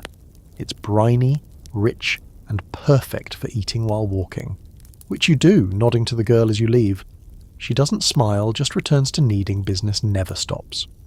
Farther down the lane, another female-run stall is selling fried flatbreads dusted with honey and caraway. The vendor is older, with grey hair and arms like rolling pins. She slaps the dough onto the grill without looking, flips it, dusts it, and hands it over in one seamless motion. You buy one naturally. The outside is crisp, the inside airy, and the sweetness clings to your fingertips long after the last bite. You sit on a stone step and watch as the women around you feed half the city. No shouting, no flamboyant knife tricks, no boasts, just precision, heat, and care. A girl no older than 12 brings a basket of bread rolls down the street, selling them 3 for a coin. A young woman with a tray of hard-boiled eggs walks past singing softly, her voice nearly drowned out by the crowd.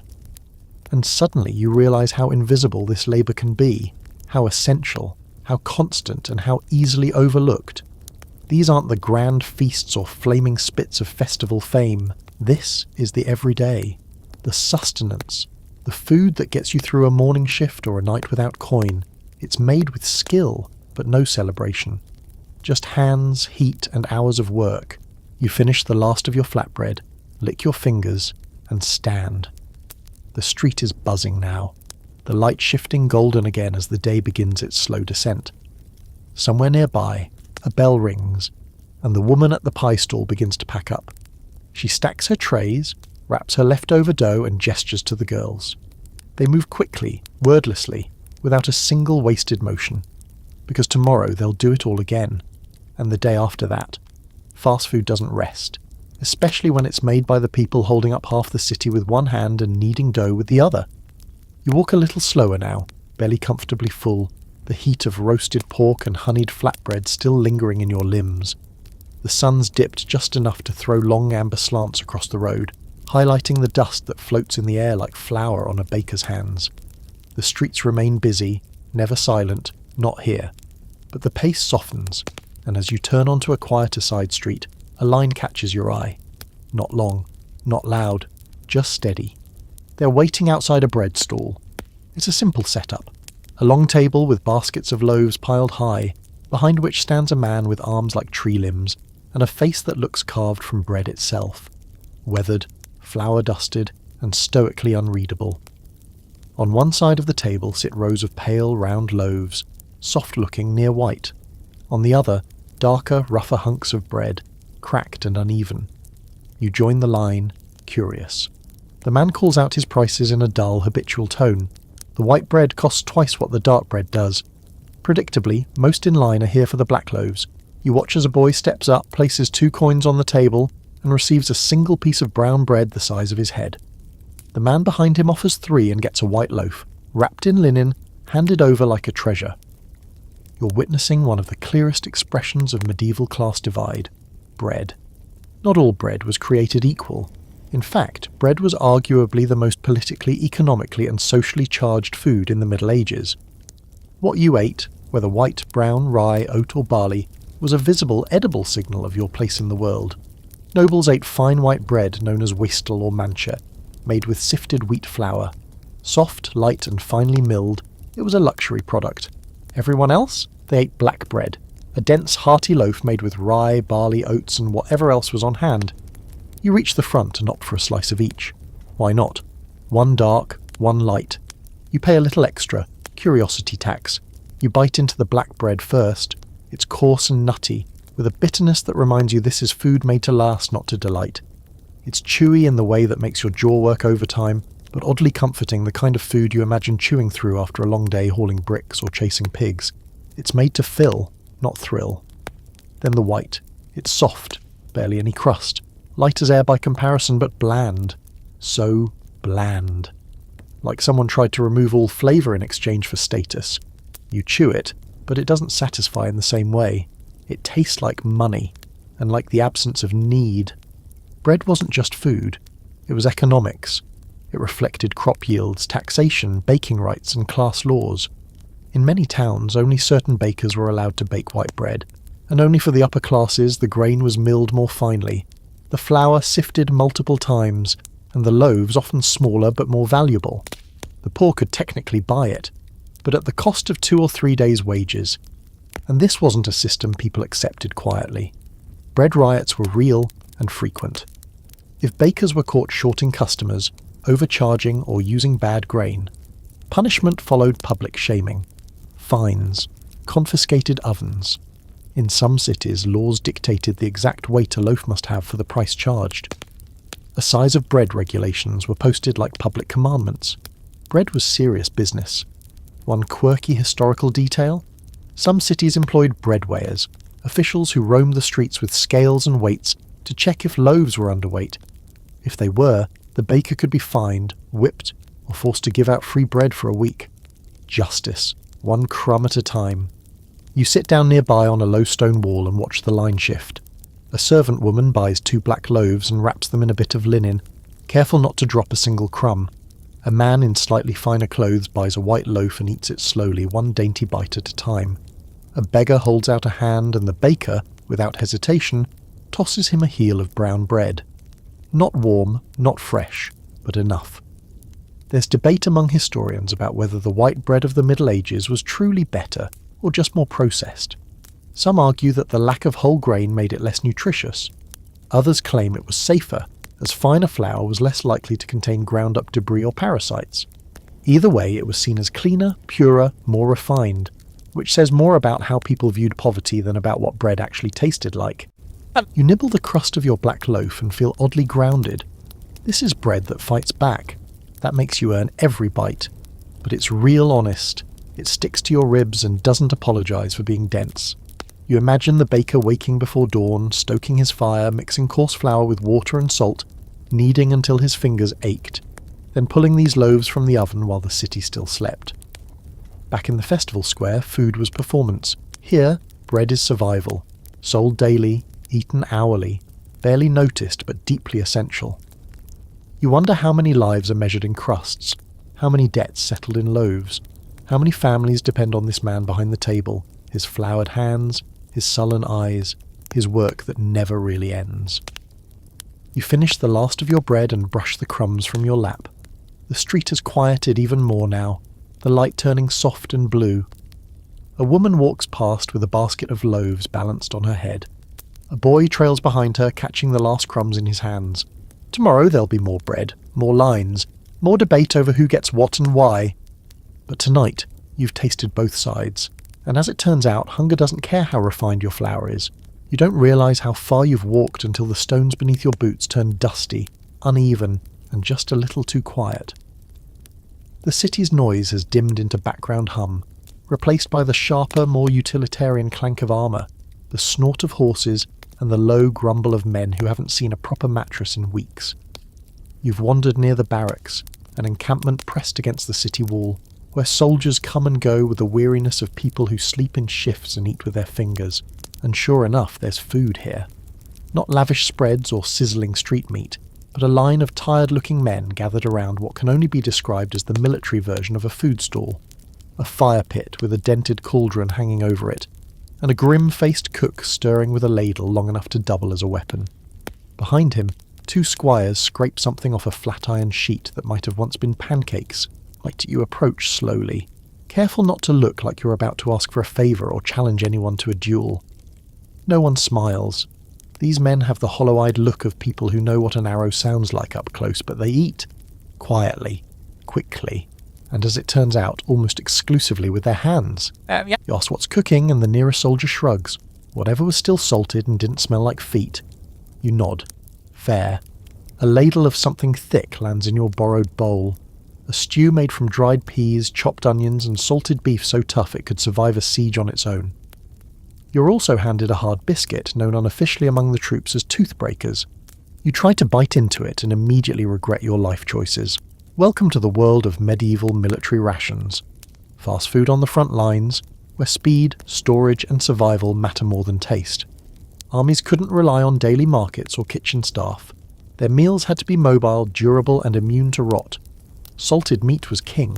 Beef, pork, even fish, rubbed in salt until it turned stiff, then packed into barrels for travel. It could last weeks, sometimes months, though it needed soaking or stewing to be edible. And even then, edible was being generous. You dunk your biscuit into the stew until it softens enough to chew. It tastes like someone boiled cardboard in beef water, but you finish it anyway, and strangely, you feel better afterward. Fed. Grounded. Maybe a little closer to understanding the daily rhythm of men who carry swords for a living. One of the squires offers you a small pouch of dried fruit, mostly shriveled apples, a few slivers of pear. Trade from the last village, he says. Cook threatened to use it in a pie. We saved it. You smile and chew slowly. The sweetness a rare luxury in this meat-heavy world. Military cooks had to be part alchemist, part gambler. Working with limited tools, no fresh ingredients, and open fires in all weather, they became experts at making food not terrible. They stewed everything. Dried peas, onions, salted meat, wild herbs, sometimes turnips or cabbage, if nearby farms had extra. No spices unless they were filched or rationed from officer stores. The occasional beer or wine, poured into the pot to soften tough cuts. That's it. And they had to do it fast. Soldiers don't wait. When they're hungry, they eat. Burnt stew? Fine. Undercooked biscuit? That's your Jaws problem. It's food as fuel, and nothing more. There's a quirky little fact from a 14th century military ledger. Some units were issued portable ovens, tiny clay domes that could be placed over coals and used to bake bread or dry meat. Not common, but prized by cooks who didn't want to serve cold mush again. Others just baked in iron pots or cooked directly in the ashes. One record tells of a knight who cooked bacon on his shield. It worked, but he regretted it during the next battle. There's debate among historians about just how organised medieval army food really was. Some argue that most troops scavenged or bought food from civilian vendors who followed the army on campaign. Sutlers, they were called. Others believe large campaigns had actual logistical plans, barrels of grain, salted fish, livestock in tow. The truth probably sits in the muddy middle. If you were lucky, you ate stew. If you weren't, you stole cabbages from nearby fields and hoped the captain didn't notice. You watch as one soldier pulls a charred onion from the fire, blows on it, and eats it whole like an apple. Another unwraps a small wheel of hard cheese and slices it with a knife still stained from sharpening arrows. Everything here is efficient, reused, simplified to its barest form. A knife is your fork, bread is your plate, ale is your hydration, And yes, they have ale. Weak, warm, and served in dented metal mugs that have clearly been dropped one too many times. You're handed one without asking. It smells like barley and regret, but it washes down the salt and ash just fine. You sip slowly and glance around. The camp is less a dining area and more a battlefield in recovery. Bits of armour rest beside empty bowls. Shields lean against benches. A man nearby sharpens his dagger while chewing a piece of dried meat with terrifying focus. No one lingers after eating. It's food, then gone. The kind of fast food that moves with you. Cooked in the same pot where you once boiled water for wounds. You wipe your hands on your tunic again and hand back the mug. The soldier nods once. No thanks, no fuss. Just acknowledgement. You move on, stepping past stacked firewood and a row of boots drying beside the fire. There's something humbling about the experience. No flair, no spices, no bright festival pies or monk-blessed stew. Just function, salt, fire survival. In a way, it's the rawest version of fast food you've seen yet. And while your jaw may never forgive that biscuit, your stomach does. Because even here, in the mud and ash of a barracks kitchen, someone took the time to stir the pot, soak the meat, and hand you a bowl. That counts for something. The sun has nearly disappeared now, melting behind the silhouette of crooked rooftops and the jagged spine of the city wall. You move through the half-light with your shoulders sore and your breath visible, a cool mist settling over the cobbles. It's the kind of dusk that turns every shadow into a warning and every cough into a prayer. Because you're not just in any part of town now. You're in the part marked by memory, grief, and a faint whiff of vinegar. You've entered plague country. Not the plague as it once roared through with screams and black buboes, but its legacy, its dent. This neighbourhood remembers. The buildings lean a little harder here. Doors stay closed a little longer. You can still see the faded X on one wall, chalked and washed and chalked again over the years. Maybe it's symbolic now, maybe not. But what's undeniable is how the Black Death changed everything, especially how people ate, and how fast food, as precarious as it already was, adapted to survive. You step into a square that seems to breathe with hesitation. A few carts are set up, but they're different, set farther apart. Each vendor has a bucket of water beside their stall, holy water maybe, or just regular water blessed by hope and herbs. A woman in a faded headscarf dips a rag into it and wipes her counter every time she serves a customer. Her hands move automatically, like it's been drilled into her bones. You approach her and ask for a bowl of whatever she's making. Cabbage and vinegar, she says, boiled 3 times. You nod. She ladles it into a clay bowl, careful not to touch the rim. The smell is sharp, sour, and strangely cleansing. This is what street food looked like after the plague. Cautious, pared down, obsessively boiled, and more vinegar-soaked than a pickling shed. Fear lingered long after the rats had scurried off. Fear of meat, of contact, of anything that hadn't been cooked until it confessed its sins. Vinegar became a culinary and cultural shield. People soaked vegetables in it, cleaned bowls with it, even added it to soups to kill what they couldn't see. The thinking was simple. If something could strip rust from a knife, surely it could stop a fever. So now your cabbage stew tastes like a salad gone to war, but you eat it anyway, grateful for warmth. You glance around. Another vendor hands out bread soaked in broth, already torn into pieces so no one has to touch it. A third stirs a pot with gloves on, dipping in long leeks and whole onions that cook until they nearly disappear.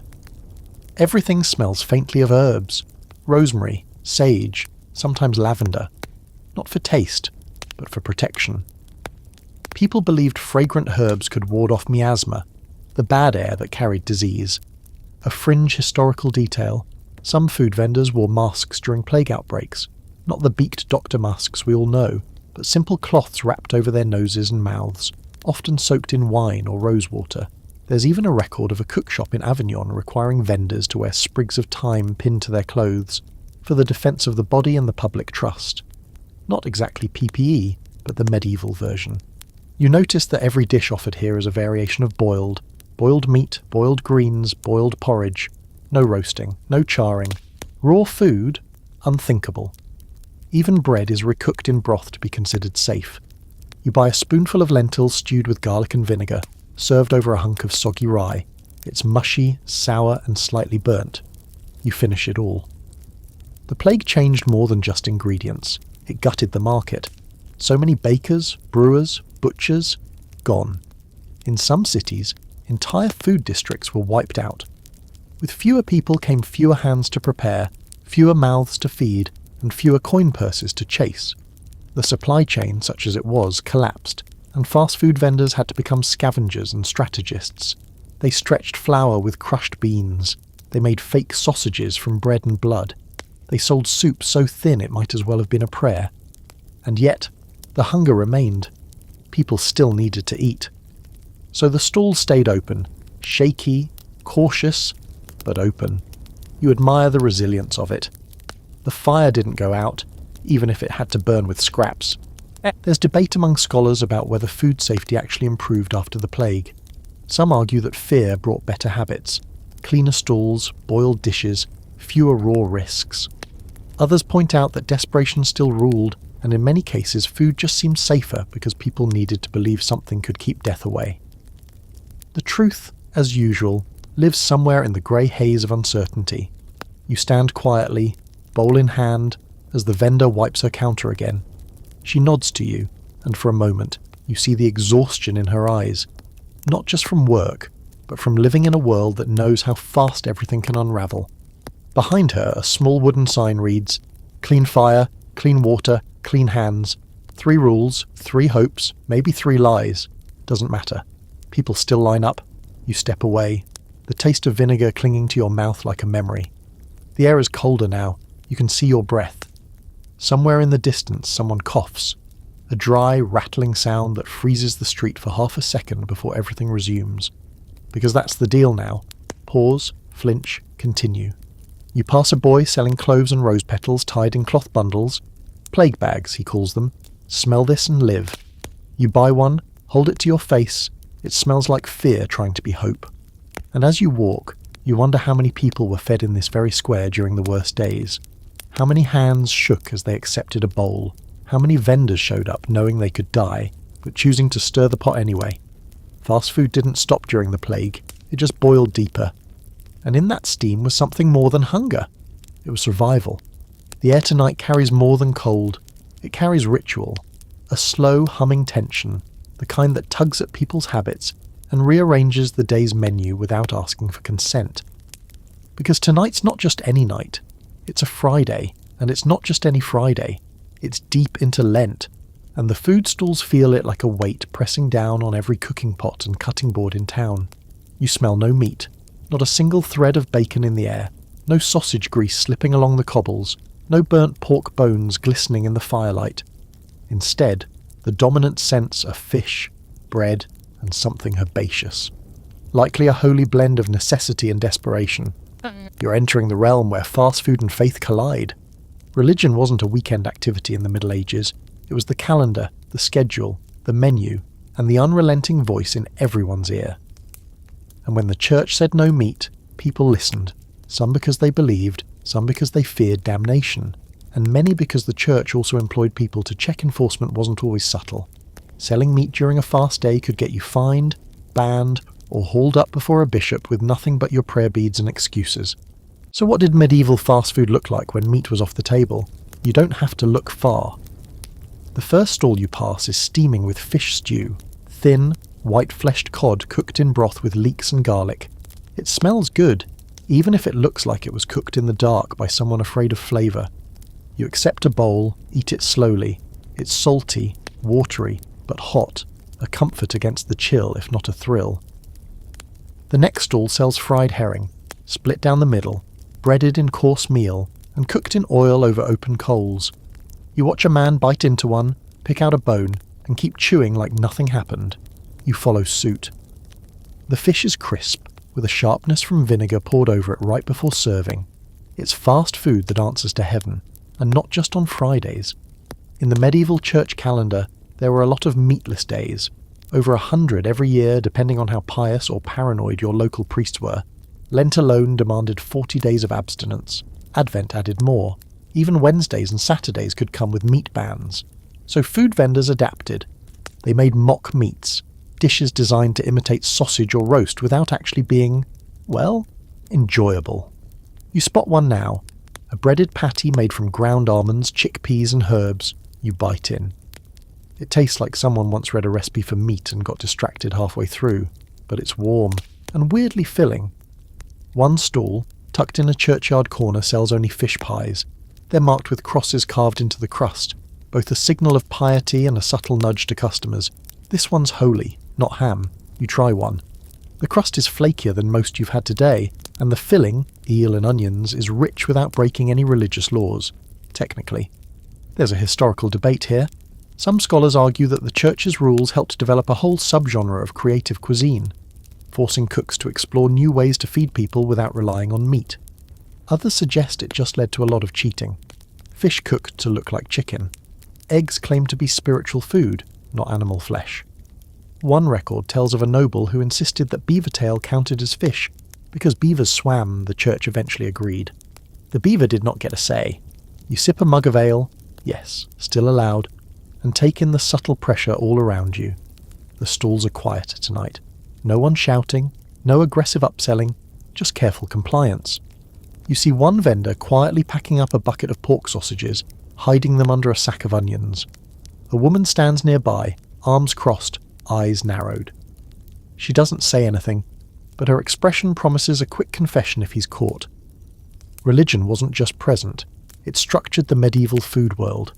Vendors knew when to offer meat, when to swap to fish, when to fast entirely. Some even built two menus, one for ordinary days, one for holy days. Taverns did the same. The good ones had Lenten pottage and Advent pie ready to go like an ecclesiastical fast food combo. You find a baker selling bread rolls filled with onions and herbs. No lard in the dough, he swears, only olive oil. Expensive, but acceptable. He hands one over with a solemn nod, as though this roll has passed spiritual inspection. You eat it, and it's surprisingly good. Savoury, aromatic, and dense enough to quiet your stomach's constant complaints. It strikes you, as you finish the roll and wipe your hands, how deeply tied food is to the rhythms of belief. You can't separate hunger from holiness here, not when what you eat, and when, might affect your soul's fate.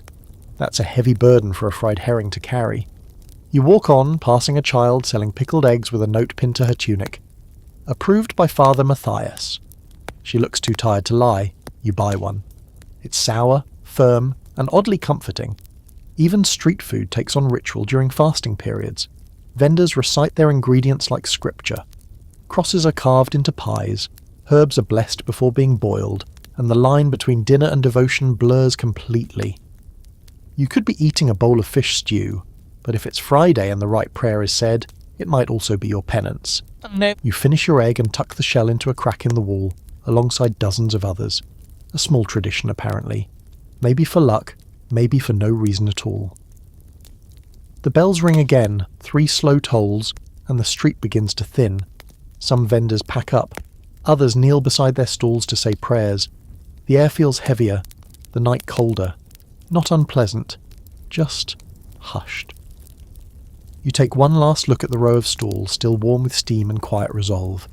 In a world where hunger never sleeps, even heaven has to accommodate a few quick meals, just as long as they're meatless. The city is nearly asleep now. Candles flicker behind shuttered windows, casting faint halos on the cobbles. Even the cats, who've spent the day loitering near food stalls and stealing cooling pies, have disappeared into the cracks. You're left wandering the alleys, with only the soft hush of distant voices and the faint smell of wood smoke for company. And yet, something stirs ahead.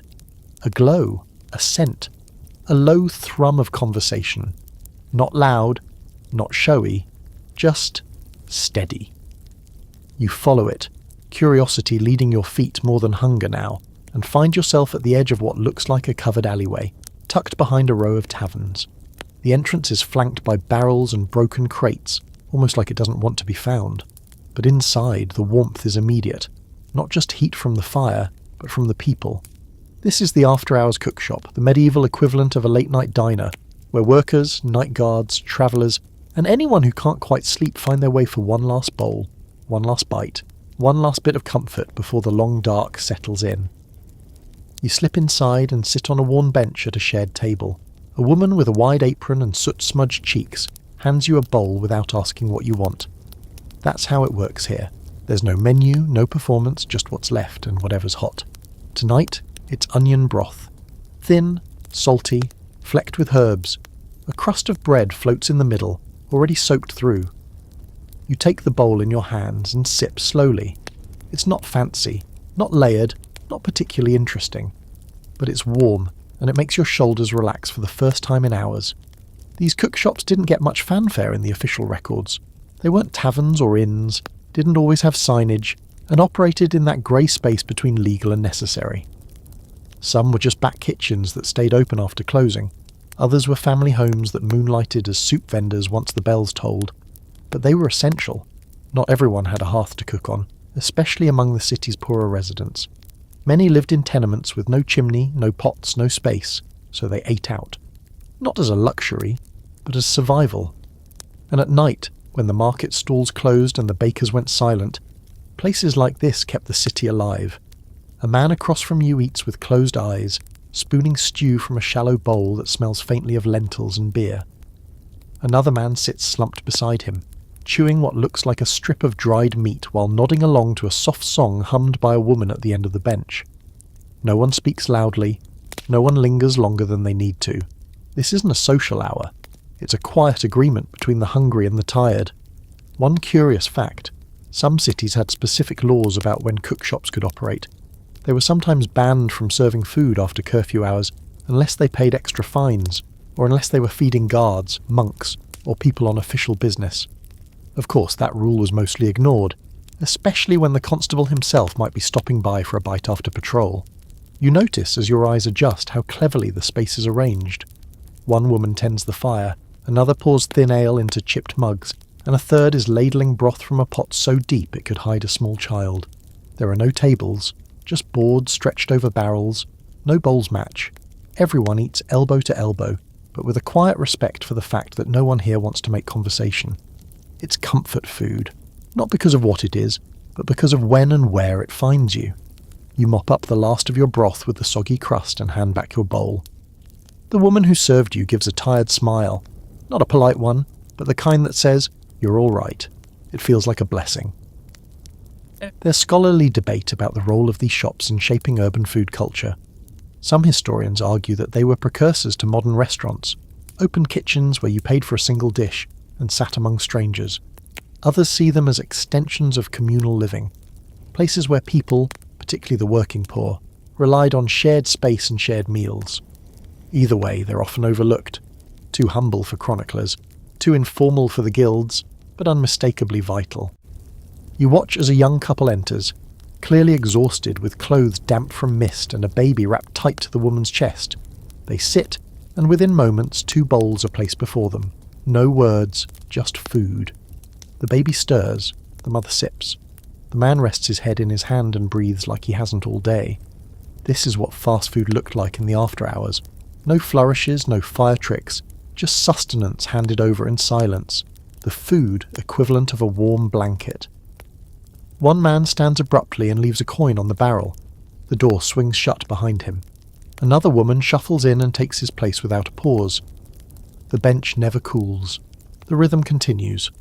You wonder how many people have eaten here over the years, how many stories pass through this doorway unspoken. Grief, joy, hunger, fear. All boiled down into one more spoonful of broth, one more crust of bread. You stretch, your body slower now, heavy with warmth. You've eaten all day.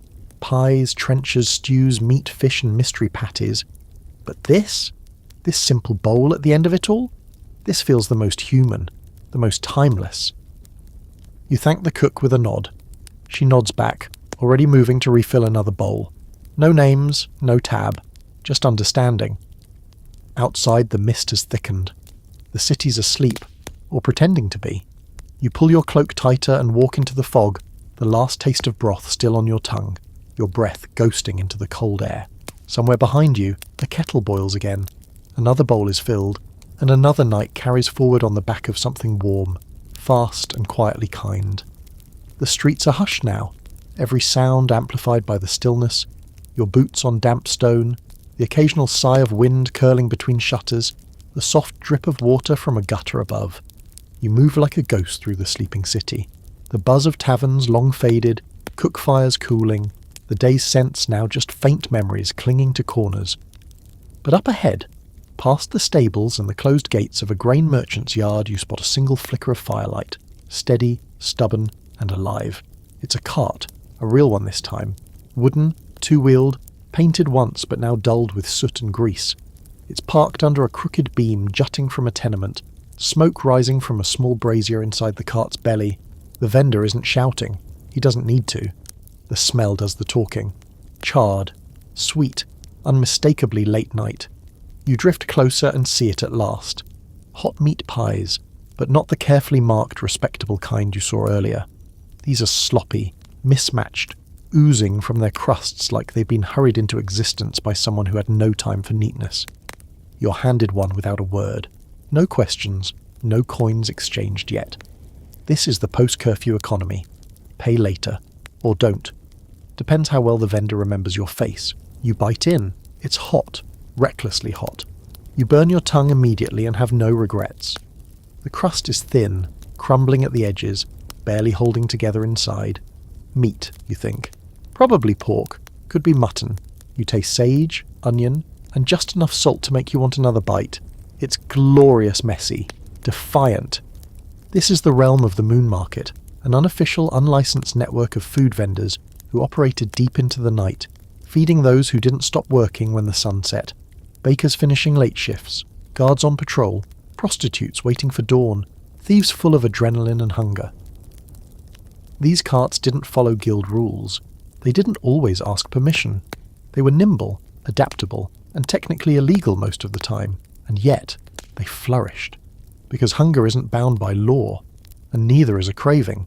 A man next to you, drunk, humming to himself, orders 2 pies and a slab of something grilled on a spit. A small piece of offal wrapped in cool fat, charred at the edges. He pays in buttons. The vendor shrugs, pockets them. Barter. Favours. IOUS, scrawled on the backs of other people's parchments. This economy has its own rules. You ask for one of those skewers, out of both curiosity and mild peer pressure. The vendor hands it over. You bite carefully. It's fatty, gamey, intensely seasoned with mustard seed and something smoky. Not bad. Probably liver, possibly pigeon. You've learned not to ask after dark. This corner of the food world was never meant to be polished. It was born of need, fed by fatigue, and sharpened by risk. Some nights, vendors like this one were chased off by the constable, their carts seized, their food dumped in the street. Other nights, the constable showed up for a bowl of stew and a bit of gossip. Depends on the mood, depends on the moon. One quirky fact. In some cities, Moon Market vendors were rumoured to have secret whistles. 2 notes for safe, 1 for move, 3 for hide the meat. No proof survives, but several surviving tavern songs reference whistle pie men and midnight stew, suggesting that this wasn't just trade, it was culture. There's scholarly debate about whether these vendors were just rogue cooks, or something closer to a proto-foodie underground. Some argue they were simply poor folks making do. Others suggest they were the innovators, experimenting with flavours and combinations no daytime vendor dared try nighttime food, had fewer rules, fewer eyes. If you wanted to try meat with pickled walnuts or stewed leeks on oatcakes, this was your window. You walk past another stall, a woman grilling dough on a flat iron sheet, pressing it flat with her palm, then filling it with chopped eggs and leeks. Moon pockets, she calls them. You buy one. The dough is still soft and slightly sour from resting too long, but the filling is warm and herbaceous, the eggs crumbling gently into the bread like a hug wrapped in carbs. It's not just what's being sold, it's how. Vendors talk in whispers, laugh low, share small bits of news. One tells another where a certain guard patrols. Another warns about a church warden sniffing around tomorrow's stalls. Information flows as freely as ale. And speaking of ale, yes, it's still here. Thin, slightly sour, but poured in wooden cups or clay mugs without judgment. You're handed one, again without asking. You drink it slowly. It tastes like it was brewed in a hurry and stored in a bucket. But it's wet and you're thirsty. There's a young boy tending a small fire under a pot. He's stirring something, maybe broth, maybe porridge, maybe trouble. You ask. He shrugs. Whatever didn't sell today. You laugh. Take a bowl. It's lentils, barley, some kind of fat and a surprising kick of garlic. It shouldn't work, it does. And that's the charm of these places. There's no presentation, no branding, just necessity disguised as creativity. These cooks feed whoever shows up. No seating, no cutlery, just bowls, bread, heat, and trust. You stand there for a long time, eating your moon pocket, finishing your ale, letting the firelight warm your hands. Around you, the city hums quietly. The side of it most people don't see unless they're still awake for a reason. This is the final phase of medieval fast food. Not glamorous, not celebrated, but absolutely essential. Because hunger doesn't care about curfews. It doesn't respect church bells or royal edicts. It walks in the dark, finds a cart and pays with whatever it has. And in return it gets a pie. Burnt edges, mystery meat and all. You leave the moon market behind slowly, walking through the mist like someone trying not to wake a sleeping giant. The food lingers in your belly, warm, savoury and slightly confusing, but it's welcome comfort in the deep silence of a city between shifts. By now, even the drunks have gone quiet. Somewhere in the distance a dog barks once and then thinks better of it. You round a corner near the city wall, following instinct more than direction, and find a sight that almost seems out of place for how still everything else is. A baker's oven, still glowing. It's built into the side of a stone building. Part shop, part home, part neighbourhood necessity. The smell of bread, real bread, fresh and rising, floats on the cold air like a siren song you'd thought all the baking had wrapped up hours ago. But this is the baker's hour, the strange liminal time when the rest of the city sleeps and the bakers begin. You step closer, half expecting to be shooed away, but the baker, middle-aged, flour-dusted, and absolutely not surprised by your appearance, just lifts a hand in greeting, no words. He gestures to a nearby bench and nods toward a small tray resting on a shelf. You sit. The bench is warm from the oven wall. He hands you a roll. No charge. Not tonight. It's still hot, crusty on the outside, steaming in the middle. Simple.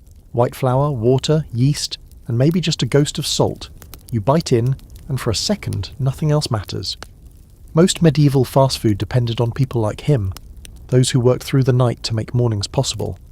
Bakers weren't just bread makers, they were the city's pulse. Their ovens never truly went cold. They served vendors, taverns, monasteries, markets, hospitals and homes. Without them, nothing started. And yet, baking was brutal. Long hours, heavy labour, hot, dangerous ovens, strict guild rules that punished you if your loaves were too light, or if you skimped on flour. A single bad batch could mean fines or shame, or worse, suspicion of cheating customers. The assize of bread laws were no joke. Loaves were weighed, prices monitored, ingredients scrutinised. This baker seems unconcerned. He moves like someone who's done the same task every day for 40 years and no longer thinks about it.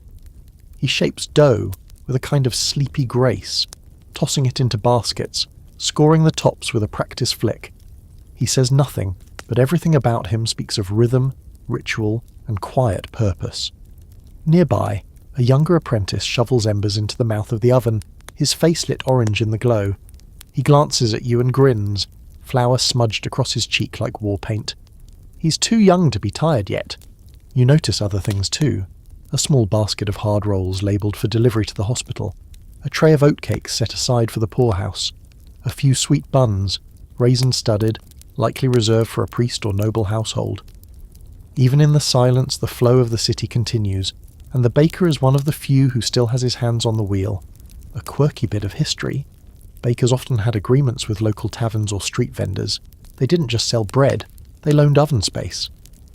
Many vendors lacked proper hearths, so they'd prepare pies or dough at home and bring them here to be baked. These arrangements were semi-formal, a coin here, a loaf there, or sometimes just a trade-in-kind bread for stew, heat for help. You're watching that very thing now. A woman enters carrying a tray of small meat pies carefully covered with linen. She hands them over, and the apprentice takes them into the back with a nod. No discussion, just habit. Her cart is probably out there somewhere, cooling in the dark, ready to serve first thing at dawn. There's a scholarly debate about how communal these ovens really were. Some argue they were tightly controlled, only accessible to guild members. Others point to records of public bakehouses, shared spaces where people could rent time and fire. And in poorer neighbourhoods, it's likely that the baker's oven doubled as the neighbourhood hearth, a literal hotspot for news, gossip, and the occasional stolen recipe. The baker hands you another roll, this one darker, maybe rye. You take it, bite in and taste a little molasses, a little smoke, still hot, still good. Your fingers are dusted with flour now. You feel like you've become part of the night's rhythm, folded into it like a bit of dough waiting to rise. You sip water from a tin mug offered by the apprentice. It's lukewarm but clean, and it clears your throat better than ale would have. You realise you haven't spoken a word since you arrived, and it doesn't matter. This space is built on silence. Eventually the woman returns for her pies, baked and golden, the edges curled just slightly from the heat. She nods her thanks, collects them, and disappears into the fog, her footsteps soft and fading. The baker finally speaks, just one word. Morning. You glance up. The sky's lighter now, barely. A hint of grey behind the rooftops. You blink, startled.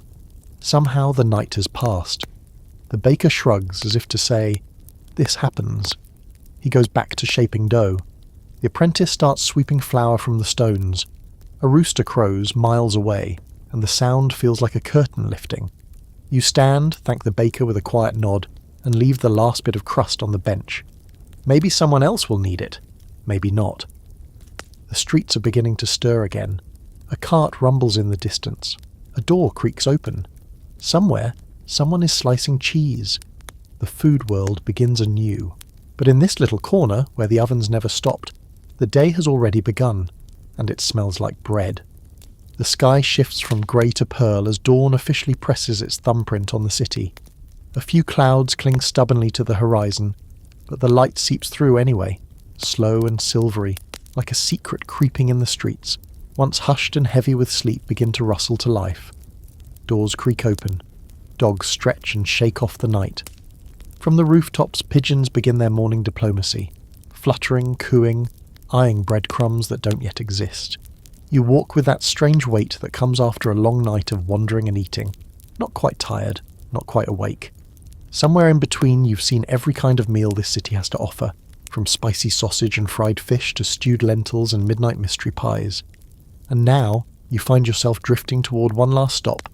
Not because you're still hungry, but because there's a kind of poetic symmetry in ending where it all begins. The morning market, it's already stirring by the time you arrive. Vendors are unpacking carts, stretching aching limbs and shouting greetings that sound more like challenges than hellos, produce being arranged in pyramid-like stacks. Fishmongers slap their wares on wet boards, scales glinting in the early light. Bakers roll out steaming carts. Loaves still hot from the ovens you left just an hour before, smoke curls from early fires. Metal clangs. Somewhere a man is arguing about the price of radishes with the same energy most people reserve for war. But what catches your eye isn't the chaos, it's the rhythm. You realise slowly that this is the city's breakfast table. Not in the way we think of breakfast today, no omelettes or orange juice, no pastries piled on porcelain, but in the raw, immediate need to get calories into the body before the work begins. These meals aren't designed for leisure, they're tactical, strategic, fast. You watch a cooper buy a boiled egg and an onion wrapped in cloth, eating both in 2 alternating bites as he walks. A servant girl chews dried apple slices between gulps of weak ale while leading a goat that clearly resents its life choices. An apprentice bites into a slab of rye bread, dips it into a bucket of broth at a vendor's stall, and keeps walking, wiping his mouth on his sleeve like he's on a personal mission from God. You're tempted by a vendor selling thick porridge ladled into shallow bowls, barley, oats, and bits of dried plum, sweetened slightly with honey. You buy one, the steam rising to meet your face like a gentle slap. It's thick, hearty, a little chewy, and comforting. Nothing flashy, nothing bold. But this is food designed to armour your gut for a day of hauling bricks or sewing until your fingers blister. Fast food at this hour doesn't come with flair. It comes in clay bowls wrapped in bread or cupped in palms. It's ale instead of coffee, eggs with ash still on them, bread that scratches a little going down, but it's quick, cheap, filling, and reliable. You glance around and notice something easy to miss in the daylight. How many people are eating while moving? This is breakfast on the go, trenchers tucked under arms, cheese hunks wedged into belts, mugs dangling from hooks. The city doesn't slow down for a meal. It demands that the meal keeps up. A few things surprise you. One stall is selling warm goat milk spiced with crushed coriander and honey. An unusual treat this early, but the line is steady. Another is grilling flatbread smeared with garlic paste and crushed greens, less of a breakfast dish and more of a "don't tell my priest I ate this before mass" sort of thing. You get one. It's pungent, oily, and incredible. Your breath may suffer, but your soul feels strangely nourished. There's also a small crowd around a woman selling egg pies, miniature ones, baked in what looks like repurposed oyster shells. Eggs, leeks, herbs, a bit of cheese if you're lucky you ask for one. She hands it over with a wink. It's just barely warm, but bursting with flavour. Savoury, creamy, full of morning confidence. You pass a group of boys playing near a cart that's roasting chickpeas in a flat pan. They scatter when a merchant yells, but not before grabbing a handful each and stuffing them into their tunics. The vendor just rolls his eyes and keeps stirring. He's seen it before, he'll see it again. One curious footnote. In some towns, morning food vendors were strictly regulated, allowed only in certain streets, banned from others.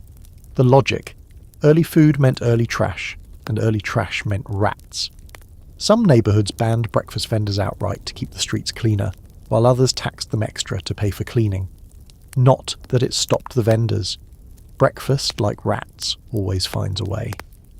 There's a scholarly argument that medieval breakfast was more widespread than traditionally believed.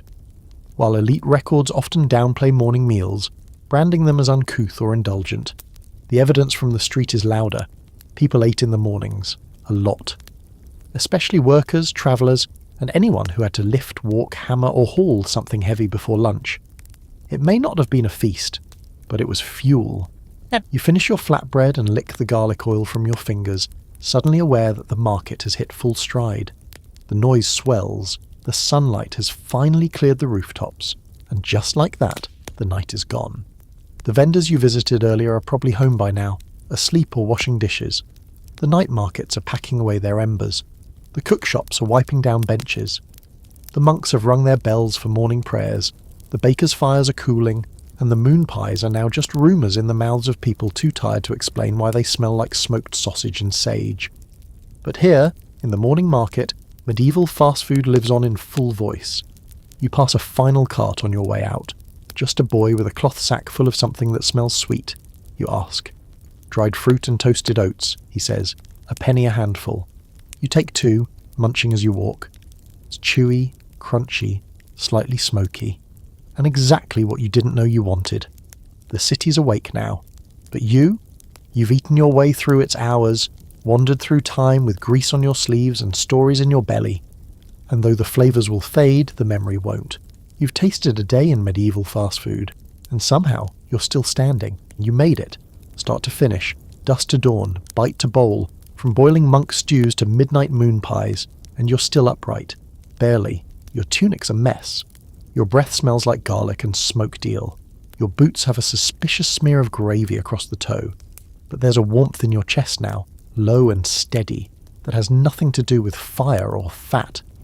You've seen the heartbeat of a medieval city, and it beat through its food. Not the royal feasts, not the castle banquets with roasted swan and gold-dusted pears. This was the other story. The fast, the cheap, the smoky, the spilled food for people who worked, who prayed, who wandered, who sold their wares or their time or both. People who didn't have kitchens, people who cooked because if they didn't eat the pie women, the back alley bakers, the monks with mortar and pestle, the men grilling goat lungs in a barrel at midnight, the children selling eggs, and the girls pouring ale thinner than rainwater. And it wasn't just food, it was everything that came with it. The rules, the risks, the sacred fasts, the whispered cheats, the ingenuity of pressing scraps into satisfaction, the soft hum of prayer in a cookshop, the way vinegar tried to scare away death, and the quiet, holy moment of someone handing you a bowl without asking who you were. It wasn't glamorous, it wasn't clean, it definitely wasn't vegan, but it was real, and human, and fast in all the ways that mattered. So now, wherever you are, in a soft bed or a creaky chair, with modern snacks at arm's reach or dinner still waiting in the kitchen, breathe out deep. Let the world slow again. Let the stories settle in your bones. Because for one night, you travelled back. You ate your way across centuries, and you probably won't look at a meat pie the same way ever again.